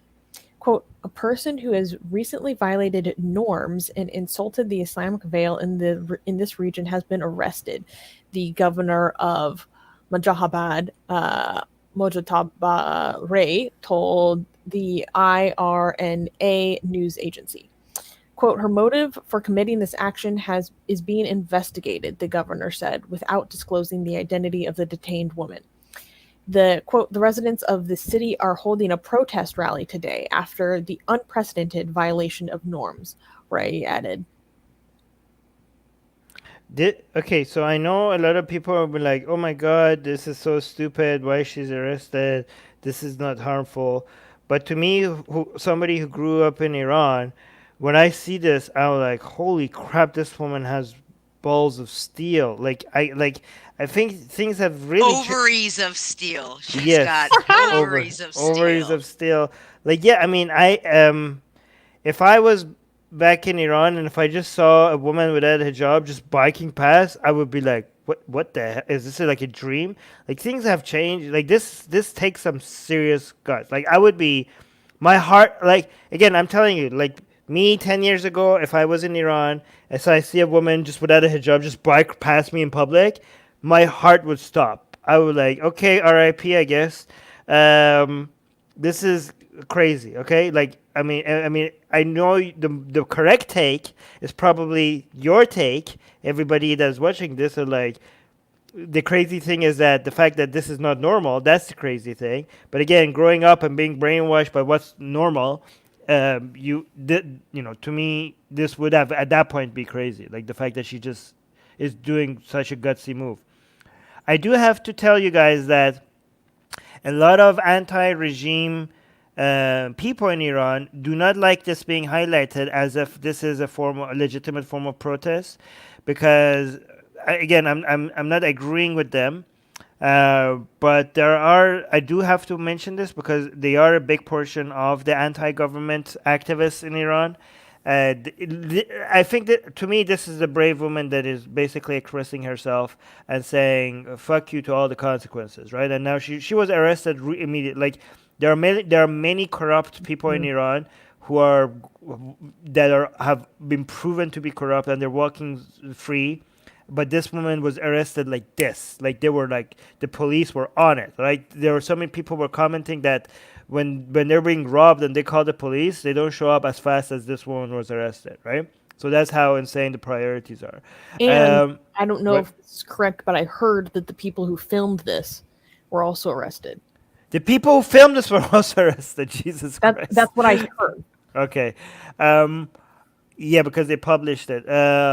Wait, let me actually... So, correct me if I'm wrong, Armin, but there are 3 crimes being committed here. 1, she's not wearing a veil. 2, she's bicycling as a woman. And 3, they're filming their descent. Yeah. Basically, this is an act of protest. That's just not having hijab. It's its own crime. But there's another crime category of crime by seeing this as an act of protest against the Islamic Republic. Separate from the hijab, that would be its own crime as well. Like basically, this would be a conspiracy to take down the regime. That's what. Can you play the audio for us and translate it? Because I was about to say there's a Farsi audio that I saw this about weeks ago on the My Stealthy Freedom page, and it wasn't weeks ago. It was just 1 week ago. It was like 2 weeks ago. I saw it on the Unchained and Free or Women Revolution Iranian page. This is like 10 days ago. Oh, wait, no. Okay, so yeah, October 20th. And today's the 31st. Okay, no, yeah. So it's been 11 days. Okay, so this message... Wait. That's what you would do, Armin. You would do that. You would do that. It's a week and a half makes it weeks? Oh my gosh. It's a fortnight. It's 11 days, almost 2 weeks. 14 days. Almost 10 days. Okay. Anyways. If it doesn't get to 2, it's not plural unless it gets to 2. Anyways, Masia Dinajal was saying yesterday she enjoyed the wind in her hair on her bicycle, and today she got arrested by the authorities in Iran. Why? Because she's a woman, and in my beautiful country, Iran, riding a bicycle or being unveiled makes us criminals in the eyes of Ayatollahs. IS is still in power. I don't like... Okay, whatever. I'm not going to be picky. Okay, I'm going to play the audio, and I'm going to try... But I didn't finish saying to you guys that the reason why some people don't like this form of protest... is because they think that Iran is suffering from a lot more than women not being able to wear hijab. Again, I don't agree with this, but I just want to mention this to you guys. There are a lot of Iranian protesters that also are worried that the Islamic Republic, everybody is focusing on hijab so much that, and people are suffering in so many different ways, that it's going to be so easy for the Islamic Republic at some point to make the hijab not mandatory, and everybody is just going to be like, oh, I guess everything is okay now, right? So they're worried on everybody putting their eggs onto why hijab is mandatory in Iran basket. And Iran is doing that on purpose as a way to be able to basically, at some point, take the wind out of all the protests by one day making hijab, basically a Saudi Arabian reform model, right? You basically are still an anti-human authoritarian regime that kills dissidents and punishes people, and people disappear secretly in the right. But hey, women can drive right now, and people are like, yay, progress, right? I think this is a way that Saudi Arabia tried to like completely market itself as a way like, look, everything is better, nothing to see here, go away. And they're worried that the Islamic Republic of Iran is going to do that at one point with hijab as well. So that's why these protesters are scared of focusing on the hijab movement. Okay, but let me play the audio. By the way, before I do play the audio, what do you guys think about that fear that a lot of protesters have? I think it's valid.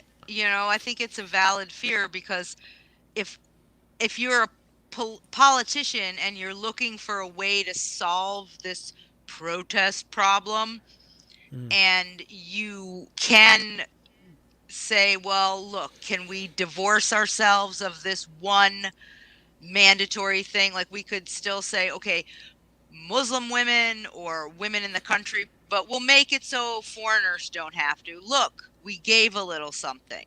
Look what we did. We entered the 16th century. Yay for us. It seems like, that would be something a politician might think about as a strategy to sort of get everybody off their back, get the world off their back, and look, hey, we solved it. Yes, but I mean, it seems like they're hinting towards that right now. Like, there are some really top officials coming on into Iran's international TV and saying, like, you know what, it's in the best interest of Islam, maybe, if we don't make it mandatory. It seems like they're hinting to it, they're suggesting it, and that's why a lot of anti-Islam activists are worried, because they think like this maybe there's some conspiracy theories that the Ayatollahs themselves were motivating people to protest the hijab as a way to eventually completely ruin all the protests, ruin all the anti-government movement by giving this to them. So those are conspiracy theories are out there as well, right? But we'll see what happens. My suggestion is, like, you have to fight against mandatory hijab no matter what. But if and when that they do mandatory hijab does go away, you double down instead of giving up. Like, you have to do both. You could say, like, hey, look, instead of saying, like, hey, look, hijab is not mandatory, everybody go home, but the messaging should be like, hey, we got this, we can get a lot more. We should motivate people to get a lot more. That should be what the solution to this, what this is, right? You're right. You just, okay, so we've achieved this, now we have to keep going. Don't stop. Right. Don't stop. Exactly. Okay, so I'm going to unmute this share screen. So that means if you guys speak, there's going to be echo. So just give me a second for, well. Can you yes, I translate will. though, please?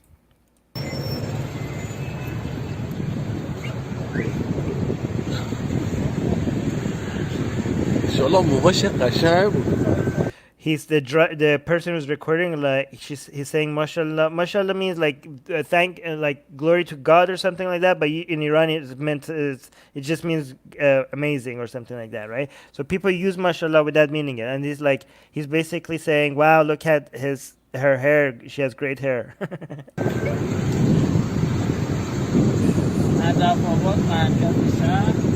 The other guy's like, oh, wow, look at this, in the center of the city. Like, she's like, what a wonder. She's showing her hair right in the middle of the city. Oh, this is the voice of freedom, the guy is saying? The other guy, Sedaya Azadi, saying something freedom. Yeah, I think he's saying this is the voice of freedom. Oh, he said, let's go interview her. خانم آزادی اومده. He's saying, lady, has freedom already arrived? like basically he's saying, we didn't get the memo. Are we free now? Like, that was funny. It's like, hey, lady, are we free already? That was funny. That was cute. I like the commentary. All right, I unmuted. You guys can speak now. There's no echo. Oh, another thing I wanted to say about her is a chutzpah, major chutzpah. Oh yeah, chutzpah. That's like it. All right. Wait, I did want to see the comments on our Facebook page to see what people say here, just really quickly before we go to the next. Oh my God, go away. Hold on. Here, let me share my screen. Let's see what the top comments are. Masiji is saying, but I thought these women choose to wear the hijab as a personal choice. It's almost like religion is oppressive and evil. Guys, is there anything we've been tagged on the live chat that we need to highlight? Marcus saying, in certain religions, from the moment she is born, she is a second-class citizen.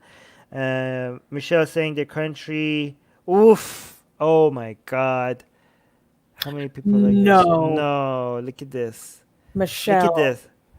No. Are you Michelle, go fuck American? yourself. Oh no, India. Shit. Oh my God. Their country, their rules. Hey Michelle, why didn't you go fuck yourselves? Why did you go fuck yourself? Seriously, like how? Like is God? Every fucking time we see this, do you know what crimes you could, what atrocities you could justify with this one line? The big H. Yeah, the big H, exactly. The fascists during World War II in Germany. Would you say their country, their rules? Holy shit! This cultural relativism. This, oh my gosh. Cultural relativism is disguised bigotry. Yes, perfect line. That should be, wow. That should be a T-shirt. Holy crap! Is that your quote, Rivka? I think Ayan Hirsi Ali said something to that regard, and I sort of put it together into that. But I I'm, got to attribute it to her too, for sure. I'm gonna make But that a T-shirt. Go on. I was gonna say that this woman has so much moxie and so much strength, and that comment just sort of doesn't appreciate the human rights that this woman deserves. Like, so she doesn't get human rights. She doesn't get to feel the wind in her hair. She doesn't have the freedom to choose like everybody else, because what? She's lower than everyone else. She's not as deserving, or they're too savage, or, you know, I don't even understand that kind of cultural relativism. It's like, it's bigotry. So she doesn't deserve what other people have. Is that what you're saying? Because that's what By it nature sounds of like where you're she's saying. born. I mean, if you're on the side of the authoritarian ayatollahs, if you're on the side of an oppressive theocracy, then you have to go and look in the mirror and ask yourself again, Where did I am go so I? wrong? No, you gotta be like, am I the baddie? We should Gotcha. have that meme. Are we the baddies? We should always have that like, hey, I'm seeing a free woman. I'm seeing a woman who is showing her hair, and she's arrested for the simple crime of showing her hair. And I'm also on the other side. I have an authoritarian regime who thinks that's deserving of arrest and punishment. And between these two, I'm taking the side of the government. Like, you have to, like, am I not evil? I think I'm evil. I think I am a disgusting human being who is on the wrong side of history. That's what you should do, okay? We did get a super chat. Suzanne. Arjun gave us $5 Canadian. Thank you, Arjun. Saying, here's to the end of the Islamic Republic of Iran if we are somehow getting closer. You know, Yeah. comments like that too. I'm sorry to interrupt, but this just frosts my pumpkin. You know, it just, so this person who says this, I don't know for sure, so I'm making a assumption, but so they live somewhere maybe where they have freedom, and they want to deny this to somebody else. What, they live in freedom so they can spit on it for and think that no one else deserves it or wants it. I mean, it just, the absolute bigotry, small-mindedness of those kind of comments makes me so upset. It makes my heart hurt that people really think that the rest of the world doesn't deserve human rights because they happen to be born someplace else. But Ken, if I agree, I would just say it's bigotry, not racist. But yes. We do need to. By the way, Arjun, thank you so much again for the super chat. We really do appreciate it. It's going to go towards our blasphemous art project. Speaking of, I have an announcement. We have another draft ready. We do? For us to review. It's in your inbox. No way. It is. Okay, no. I'm gonna do its own. Should we show it now or at the end of this stream? Well, if you can slap our logo on it, while I'm doing the speaking on the rest of the news. Sure. Okay. You go ahead. Do the next news. Yeah, next news. Okay.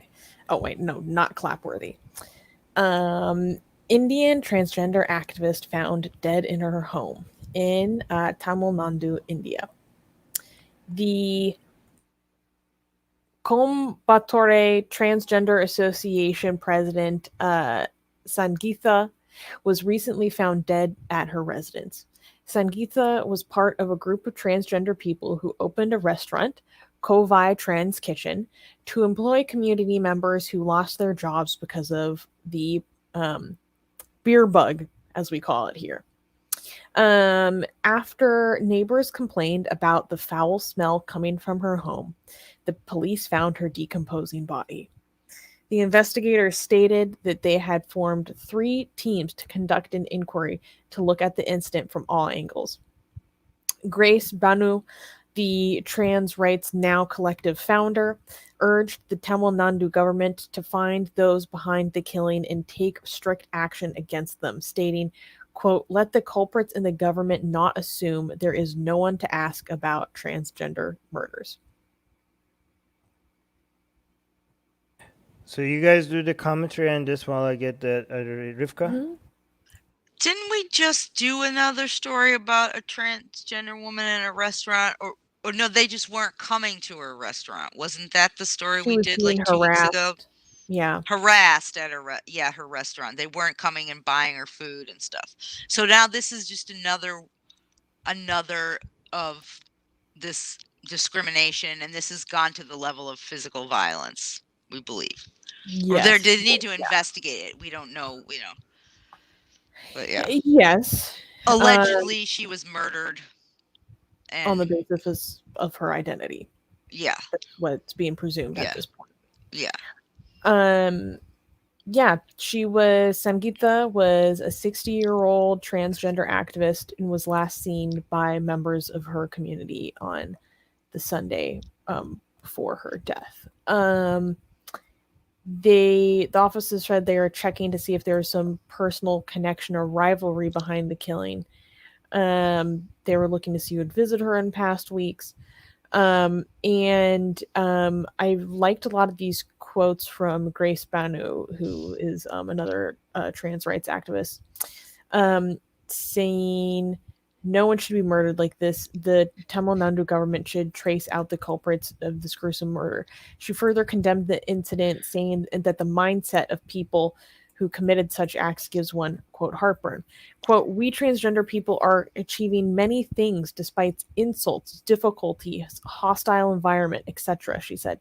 "To know one more such transgender person had to meet such a cruel death at the hands of some unknown person gives a lot of heartburn and sorrow. No one knows who did this and how it happened." And yeah, this was an activist who used her resources to help take care of her communities, help give people gainful employment so that they don't have to resort to survival sex work, and help fight back against the stereotypes that the community faces there, that all they do is the stereotype being, beg for money and resort to survival sex. Man, the details about what happened to her body are really terrible, but I don't even think I want to get into that right now. But yeah, I wanted to highlight this because several of our members and a lot of our members in the Indian community are transgender, and with the discrimination and persecution that they face within their culture and community is really severe. It's always utterly heartbreaking to hear about, especially those who are figureheads in their community, being met with these ends, right? And I really hope that the authorities find who did this to Sangeetha and hold them accountable to the fullest extent of the law. I do Yeah. want to highlight some of the comments. Okay, Mhm. so on Facebook we posted this. Um, I don't know what that is. So this one is by Renee. Renee saying, "I can't believe some of these comments." What is this? Cishet means cisgendered and heterosexual men. Okay, guys, you could criticize people's comments without referring to their biology, okay? Mhm. Cishet men just don't know what to do with their insecurities, but project them. Okay, you don't have, you could just criticize people's crappy ideas. People don't choose their biology. Just tell them why they're wrong. God damn it. Weird how an act can be repulsive and boring at the same time. I'm bored with being repulsed by narrow fools. Yeah, I'm pretty sure the comments that you're referring to must be like idiotic. I know which comments you probably are referring to, and I agree with you. But also your comment is also idiotic because you're also referring to people's biology. So this is another person is saying she was a human being, and it's really effed up seeing these comments. Let's hope no one you love is butchered this way. That sounds like a threat, but yeah, I agree otherwise. Nigel saying, unfortunately, okay, so this is, again, I'm pretty sure this is referring to some actually transphobic comments that I also condemn, but I wish the reaction to that was a little bit better. Nigel saying, unfortunately, atheism includes people that believe in absolutely nothing too, and sadly, reading the comments here, that also means common decency.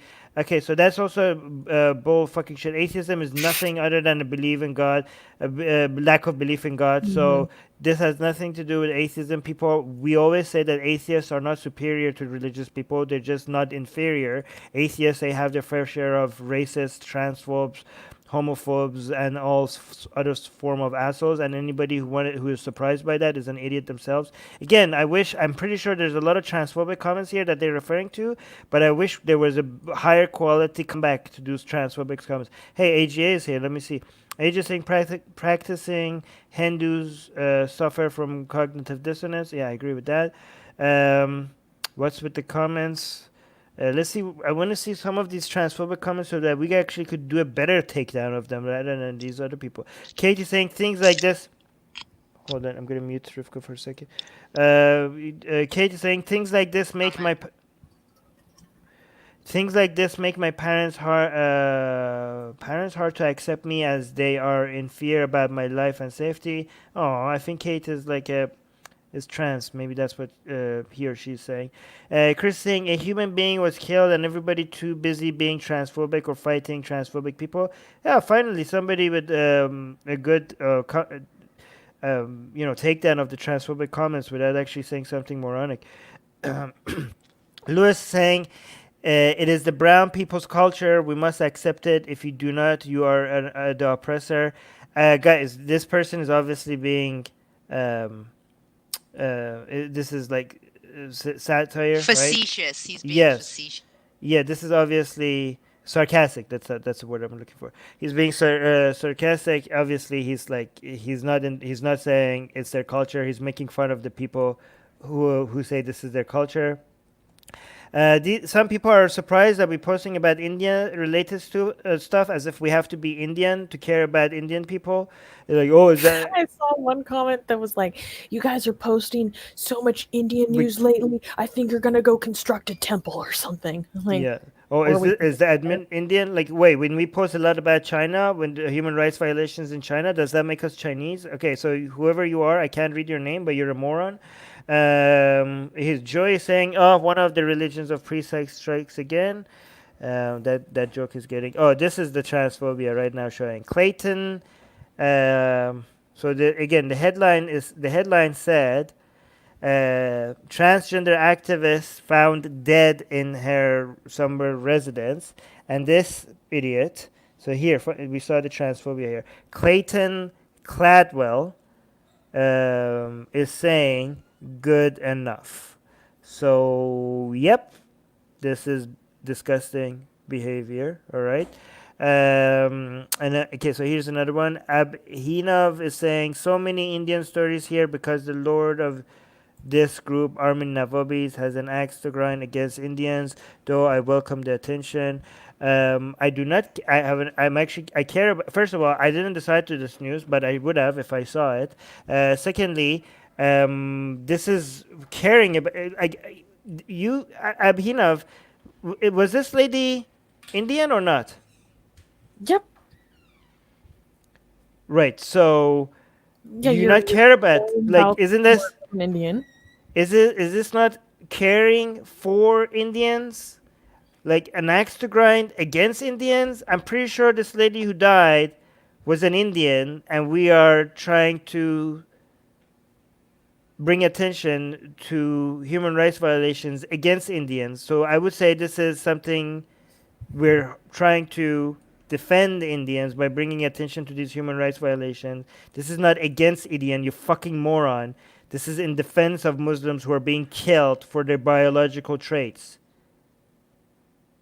It's not. How is this against Indians? Wasn't killing this person against Indians? You think that this woman died? They got killed for biological traits, and we're bringing attention to it. Don't you think the people who killed her are they not? Are those not the people who are against Indians? We highlighting this as against Indians? You fucking moron! God Rose damn had it, a these- good comment right after that guy. Oh, Rose. She Okay. said, yeah. You want to read that, Rivka? She said, all your transphobia in here are really thinking you're in the right and good people. Y'all are heartless and a stain on atheism. I thought being an atheist was about having an open mind. You people are really no better than some religious extremists. Well, I actually don't agree not- with this comment. yeah. I that's just not think what it's the- interesting. I think it's a good comment because she's talking about how people make assumptions about other people and they go from one extreme to another, and that's why I think it's a good comment, because she's making assumptions about atheism, she's making assumptions about the comment, making assumptions about extremists and how people are and what they believe. That's why I think it's a good comment. I think it highlights the things that people think about everybody and her own assumptions about, instead of just saying transphobia is bad and you're heartless. Well, and let me that's tell you. mean. She could have let me just ended it there, but instead she had to create all these sort of kind of contextual oppositional things that she thinks if you're like this, if you say this, then you must be like these bad people. And if you aren't perfect, then you're not a really good atheist, because atheists aren't people somehow, because they So- don't have good and bad. That's why I wanted to highlight it. They're just people. Yeah, so the reason why what I say against people, yeah, I understand what you're saying, Rivka. The reason why I don't like this comment is because if you thought atheists was about having an open mind, then sorry, Rose, but your comment itself proves that that's not the case. Because you're a moron. Like, again, being an atheist means that you got the answer, Rose. People who are atheists, they got the answer to one question right. Is there evidence for the existence of God? No. Should we believe in God without evidence? No. Is there enough reason to believe in a God? No. One question you got the answer right to. What are the chances of you getting the answer to one question right? How is that going to translate to you getting the answer to other questions right? Not very high. It That's doesn't what always. Yeah, Right, I know. you're right. Let me finish, please, Rivka. That doesn't always follow. Okay, so when people are saying, "I thought being an atheist was bad," as if we say, "I thought being an atheist was about," and then you follow that up by anything other than a lack of belief in God, then I'm sorry, you had no idea what atheism means. This is why we say Atheist Republic is not a spokes group, like we're not the spokespeople for atheism and atheists. Atheist Republic, we here at Atheist Republic, you know who we speak on behalf of? Atheist Republic. All right? Atheism is nothing but a lack of belief in God. It doesn't make you immune from transphobia. It doesn't make you immune from homophobia. It doesn't make you immune from racism. It doesn't make you immune from misogyny. It doesn't make you immune from being an asshole. It doesn't make you immune from being an idiot. What we fight for when it comes to atheist rights, I'm fighting for atheist rights. What we claim is not that we're superior to religious people. What we claim is that we shouldn't be treated as inferior to religious people. We atheists should not be discriminated. If you want to be an asshole to a racist atheist, be an asshole to them. Be an asshole to them because they're racist, not because they're an atheist. We will go defend the racist atheist if people are being a dick to them because of their atheism, not because of their racism. We will defend that atheist. They're like, hey, can you guys switch your switch? You're targeting the wrong part. Yes, you're targeting the wrong part. Like, we will defend the racist. We will defend a homophobe atheist if their atheism is being the target of the attack there, and not their homophobia. Okay. Because that's what human rights is, But again, this is the consistency that we want. We don't claim superiority, and we call out people who do. And again, Rose, sorry, your assumptions were wrong, and your assumptions itself prove the point. Atheists are not all open-minded. So, Rivka, you wanted to say something? Yeah, I know. By the way, that's Rivka, why I think it's a good comment, Yeah, because she yeah. said, "You're a stain on atheism. You're heartless. I thought atheism was about being so. You're no better than so everybody." In these comments, everybody is a certain way based on what she thinks they are. Atheists are supposed to be open-minded, not heartless, good people, love everybody, because that's that. Religious extremists are all terrible, hate people. You know what? There's actually some extremists who might actually be nice to you and help you. You never know. You can't make assumptions about people based on. I just feel like there's this, like you're saying, atheists are people. They don't believe in God. There's no evidence for it. That's what they're saying. That's it. In terms of what you can know about them and how Right. they will act or not act, or what they think or don't think. I think Yuval has a really good drinking game idea, which is how many times Armin calls people morons. Oh my gosh, someone should help me create an AR drinking game. Like, Right. yeah, okay.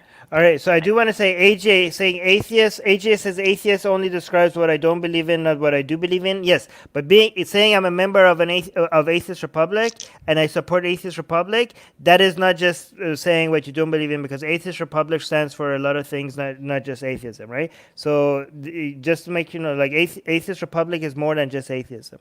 David is saying atheism is simply a disbelief in God. Atheists come vastly different life experiences.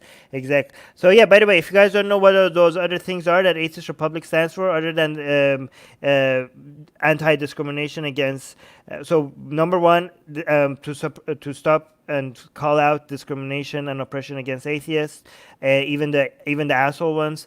Number two is to fight dogma, especially superstitious and religious dogma, but also other form of dogma. And number three is Atheist Republic stands for and promotes enlightenment values. Okay, so it's again those three things. It's not just atheism. Holy crap. What? Someone just sent me a link to a second petition that people have started against our Kali versus Kali and Sita shirt. And this petition has almost 5,000 signatures already. Oof, we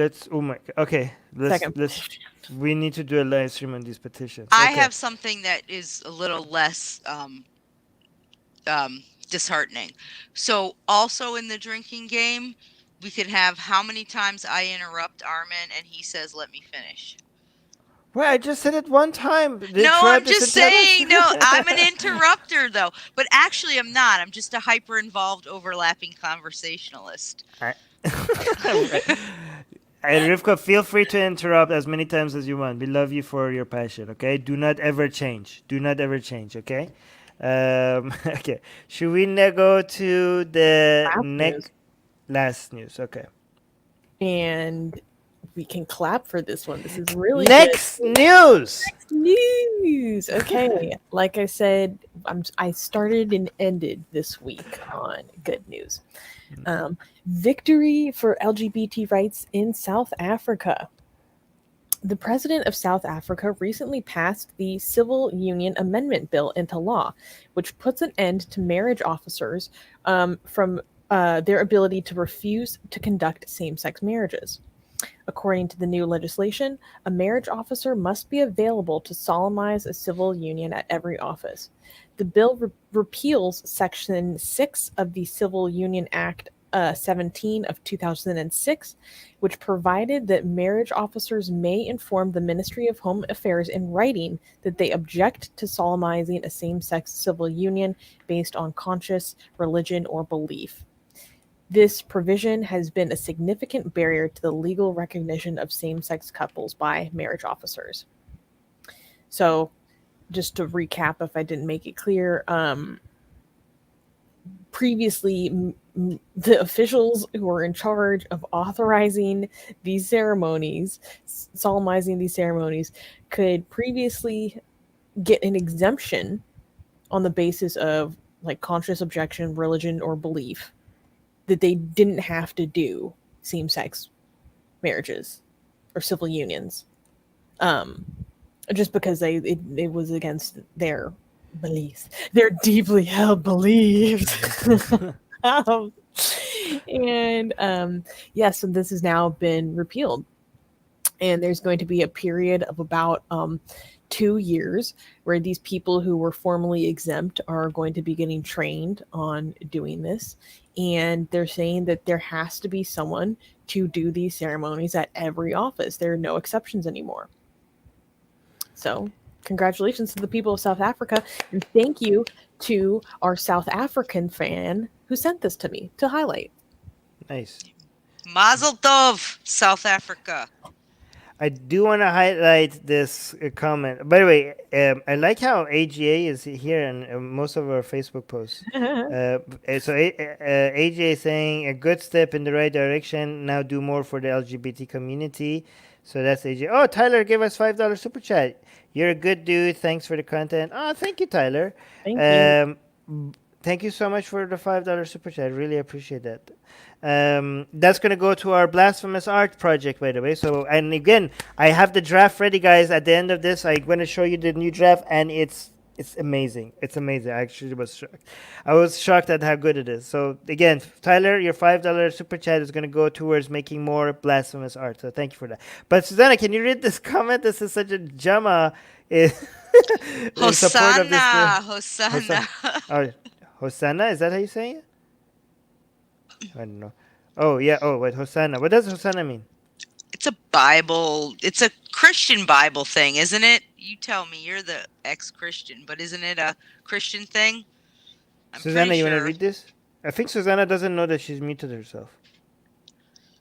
Susanna, you keep talking. Yeah, it's Judaic, but especially Christian. It's like a adoration or a praise. Can somebody read this comment? Hosanna, may the wine of Sodom fill our mouths. Hosanna, may the sin of Gomorrah grace our hearts. Yeah, it's like a praise. People use it as a name too. But yeah. This should be an atheist prayer. This should be is this Jama? Can we steal this from Jama? This is something that we need to. I'm gonna save this. This is fantastic. I love it.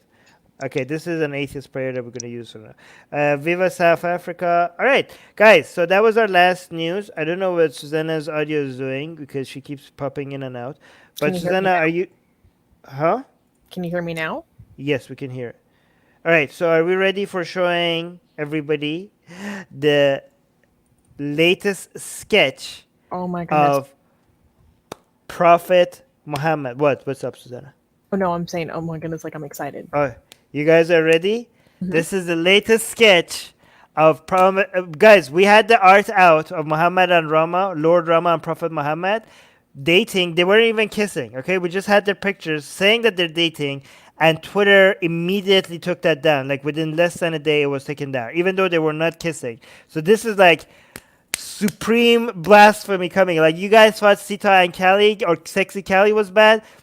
the butthurt over Lord Rama and Muhammad is going to be astronomically higher. Okay, and in this is the first draft of them actually kissing. Okay, so you guys ready? Oh, AJ is saying yes.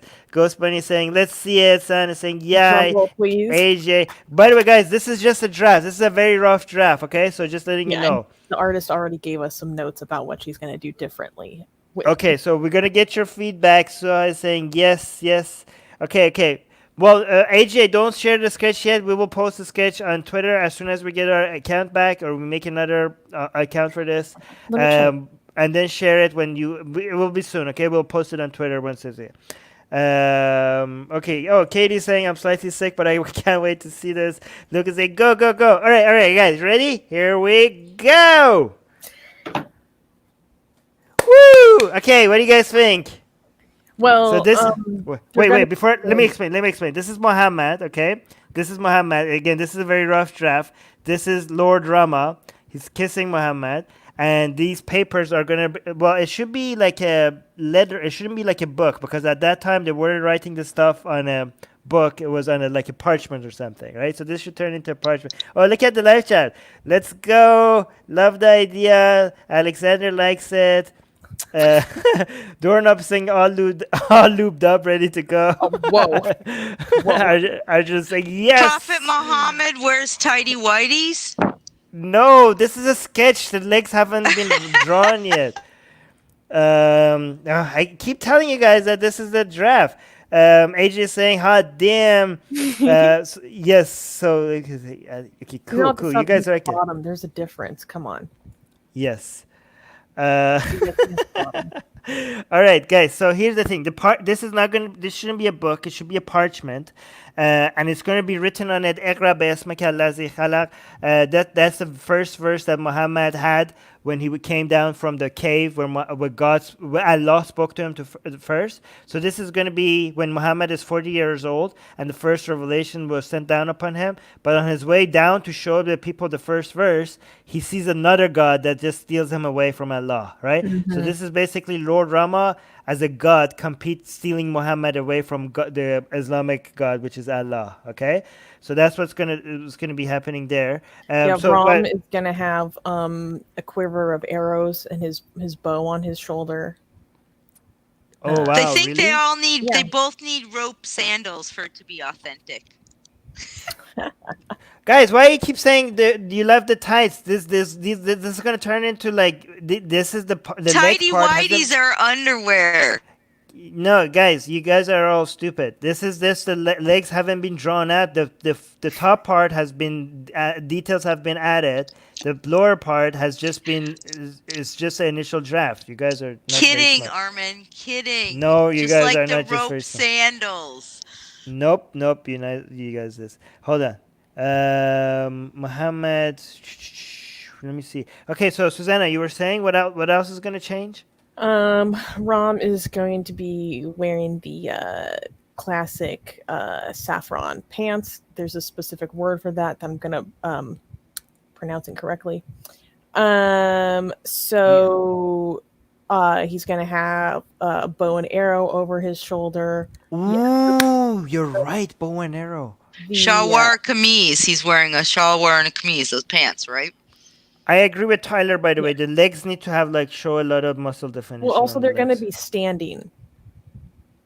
No, this is a good position. Don't change it. Oh no, I love the No. he's kissing him with the that's great. I love that. No.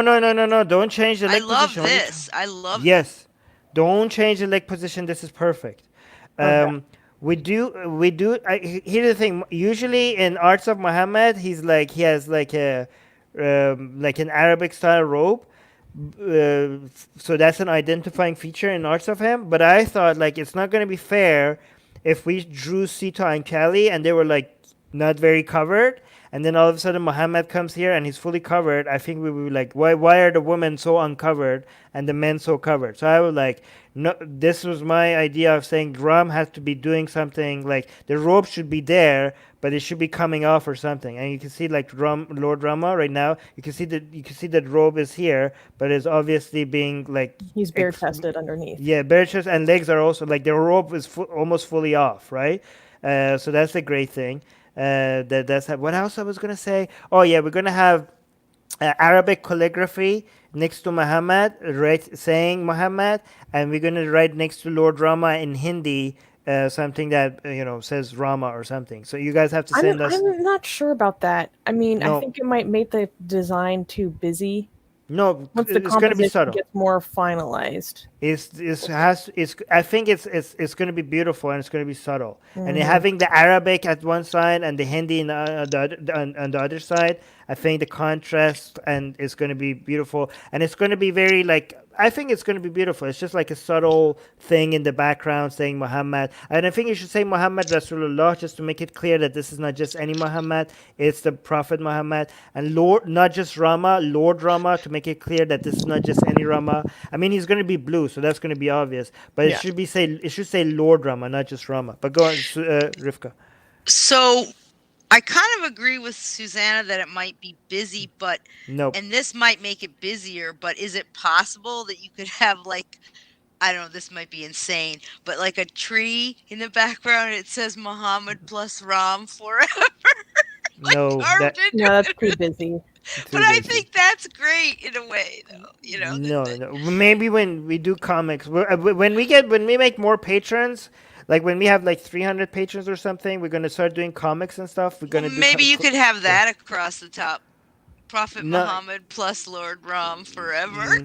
no. True We love we don't forever. want to make it. We want to make it like elegant and classy rather than like comedic. You know what I mean? We want to make it like actually this is like we're not. Yeah, I don't know. Yeah, I think, yeah. But again, I do think that Susanna, I do think that adding Muhammad and writing Muhammad is actually like real in a subtle way, and Lord Rama like having both Arabic and Hindi on this. I think it's going to be like oof, like it's going to be like so beautiful, like the contrast of the Arabic and Hindi next to each other, next to their names. I think as a background, just a subtle thing in the background, that's going to be beautiful. I don't know. And also it's very important for us to add that because a lot of people say like, oh, this is not blasphemy because this is not Muhammad, or this is not Lord Rama. This is just I don't know who this guy is. I think just How many blue men with bow it and doesn't matter. I think adding that just to clarify that this is definitely blasphemy. This is definitely them. It's going to make it even more beautiful, I think, and I think it's important that we put the names there. The art that is coming after this is going to be Aisha and Fatima. Again, I keep clarifying Aisha after the death of Muhammad, so Aisha when she's 18. It's going to be right after Muhammad's death, so she's 18. She's an adult at that point. So it's going to be Fatima and Aisha making out. Again, we're doing one blasphemous art every single month. But we're going to switch to one blasphemous art every single week when we hit to 200 patrons. And guys, last time I checked, we were only... How many patrons do we have right now? I can't believe we're getting this close this fast. We're at I forgot to mention that Ram is also going to have the AR tattoo on his arm. Oh, okay, good. But can I just mention this before? We are at 185 patrons, okay? Holy shit. We're only 15 patrons away at getting art like this every single week. Every single week we're going to have like a crazy blasphemous art. We're so close, Crazy guys. tasteful. 15 patrons away. Get us to 200 patrons, and we're gonna have like this. We're not gonna release the final version of this until next month because we already released Sita and Cali. But you guys gonna get it immediately if we get it to 200 patrons. So link to our patrons in the description. We're only 15 patrons away. Get us to 200, and we'll release this right away. And Susanna, you said the tattoo is gonna be where? On Ram's arm of the AR logo. Of the Atheist Republic tattoo on Ram. Mm-hmm. I don't know. His arm is that gonna make the detail on his arms? I think like it should be on someone's leg. Sketch so that if the definition is shown just through the shading of the arm, not the line of the arm, then the should we not put it on Muhammad's leg because we did it on the Hindu before, and I think like your leg has less details and it's like an empty canvas more for a tattoo. Well, how are we going to show off Muhammad's legs if you want him to be dressed like an ancient Arab? No, I already explained. The robes are already fully off. Look, this is where the robes are. He's fully uncovered from here to here. Yeah, but people still had like undergarments under the robes. Not Muhammad. He Oh. just was. Yeah, he just. This is the only undergarment that he had, only covered here.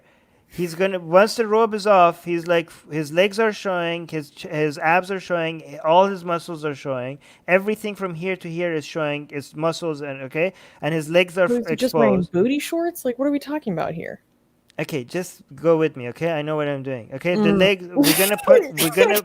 We need to be consistent, or else we're gonna get accused of sexism, or else we're gonna be accusing like, oh, why are you only putting the AR logo on the Hindu gods? Why are you not? Why doesn't Muhammad get a tattoo instead? Right? You're gonna be like, I want to be like switching between our us to be consistent across the board. So I think Muhammad should get the tattoo, and Well, because we the can leg, talk about it. huh? Yeah, the leg is already out and exposed, so it's pretty good place to put the AR logo tattoo. And the arm is like too small, okay, compared to leg muscles. The arm muscle is not like the AR logo is going to be too tiny, right? But this is a perfect area to just add the logo right here, okay? So But that's what Rom's got some nice arms. Like, let's admit it. that's why it shouldn't be covered. That's why the details on the arms of Ram shouldn't be like, again, I'm saying leg muscles are like an open canvas. You put the tattoo on the leg arms. Anyways. No, AJ, no, that's too small. We want the AR logo to be very big and front and center, okay? No, yeah, oh yeah, Soha. See, Soha agrees with me. I think the logo should be on Muhammad's thigh. Exactly. No, I think jockstrap, again, we want to make it historic. I don't think they had jockstraps back then. So if you want to Arabia. make, no, I'll argue about this later. Yes. Yes. No, a speedo. What are you talking about? That would make it so obviously. We don't want to make it derogatory. We don't want to be making fun of them. Okay, this is supposed to insult people who can obviously see that this is not derogatory, but they're insulted because they're homophobic. Okay, this is supposed to be a celebration of both of them, and yet it gets people insulted. Like we're not gonna do. We're trying to make a point. We're trying to show like if people get offended by this, it's because they're homophobic. Because there's nothing wrong with any of this. It's going to be something that anybody on their right mind, anybody that is not homophobic, anybody who's not religious, will look at this and be like, "Oh my God, this is beautiful. This is art. I want to frame this and put this on my wall." Okay. Especially the gay members of our community, we want to make sure that they're also we're supplying their demands as well. Okay. This is what we're doing. We don't want to make it like, hey, look at Muhammad. Like, guys, if any of you looking at this and you think like, oh my God, hey, look, Muhammad looks ridiculous, then you have some homophobia in you. Anybody that thinks that this is actually a derogatory art against either Rama or Prophet Muhammad, then you have some homophobia that you need to go fix. There's some reminiscence of homophobia still lingering in you. None of this is derogatory against any of these two people. But go on. Oh, I just thought about all the angry voicemails we've gotten over this. Yeah. We got some more while we were sitting here that I saw. Oh, and also I just checked our Twitter is still locked, so we'll have to post the sketch later. No, we can make another account. Okay, we can do that later. Yeah, we could do that. But I gotta go eat. Okay, guys. Anyways, guys, let's go to, if you have any more feedback that we didn't highlight on the live stream, go to our Discord server, link in the description. Go talk about this art and everything and let us know what you think. Give your own suggestions for upcoming project. Keep your suggestions simple. Don't come up with like crazy scenarios that it's going to be too crazy and like not fit on a t-shirt or something like that. But anyways, go and leave us a voicemail. Leave voicemails in defense of France. Leave voicemails in defense of Atheist Republic's blasphemy, because right now we're only getting angry voicemails. Okay, They're but we're pretty gonna hilarious though. Yeah, they're funny. We're gonna publish. Subscribe to Atheist Republic's YouTube channel because we're gonna release all the angry voicemails there as well. They're gonna be funny. Anyways, thank you guys. Thank you for your support, and talk to you guys again soon, very soon. Bye. France, vous n'êtes pas seul. You're not alone. That was perfect way to end this. Thank you, Rivka.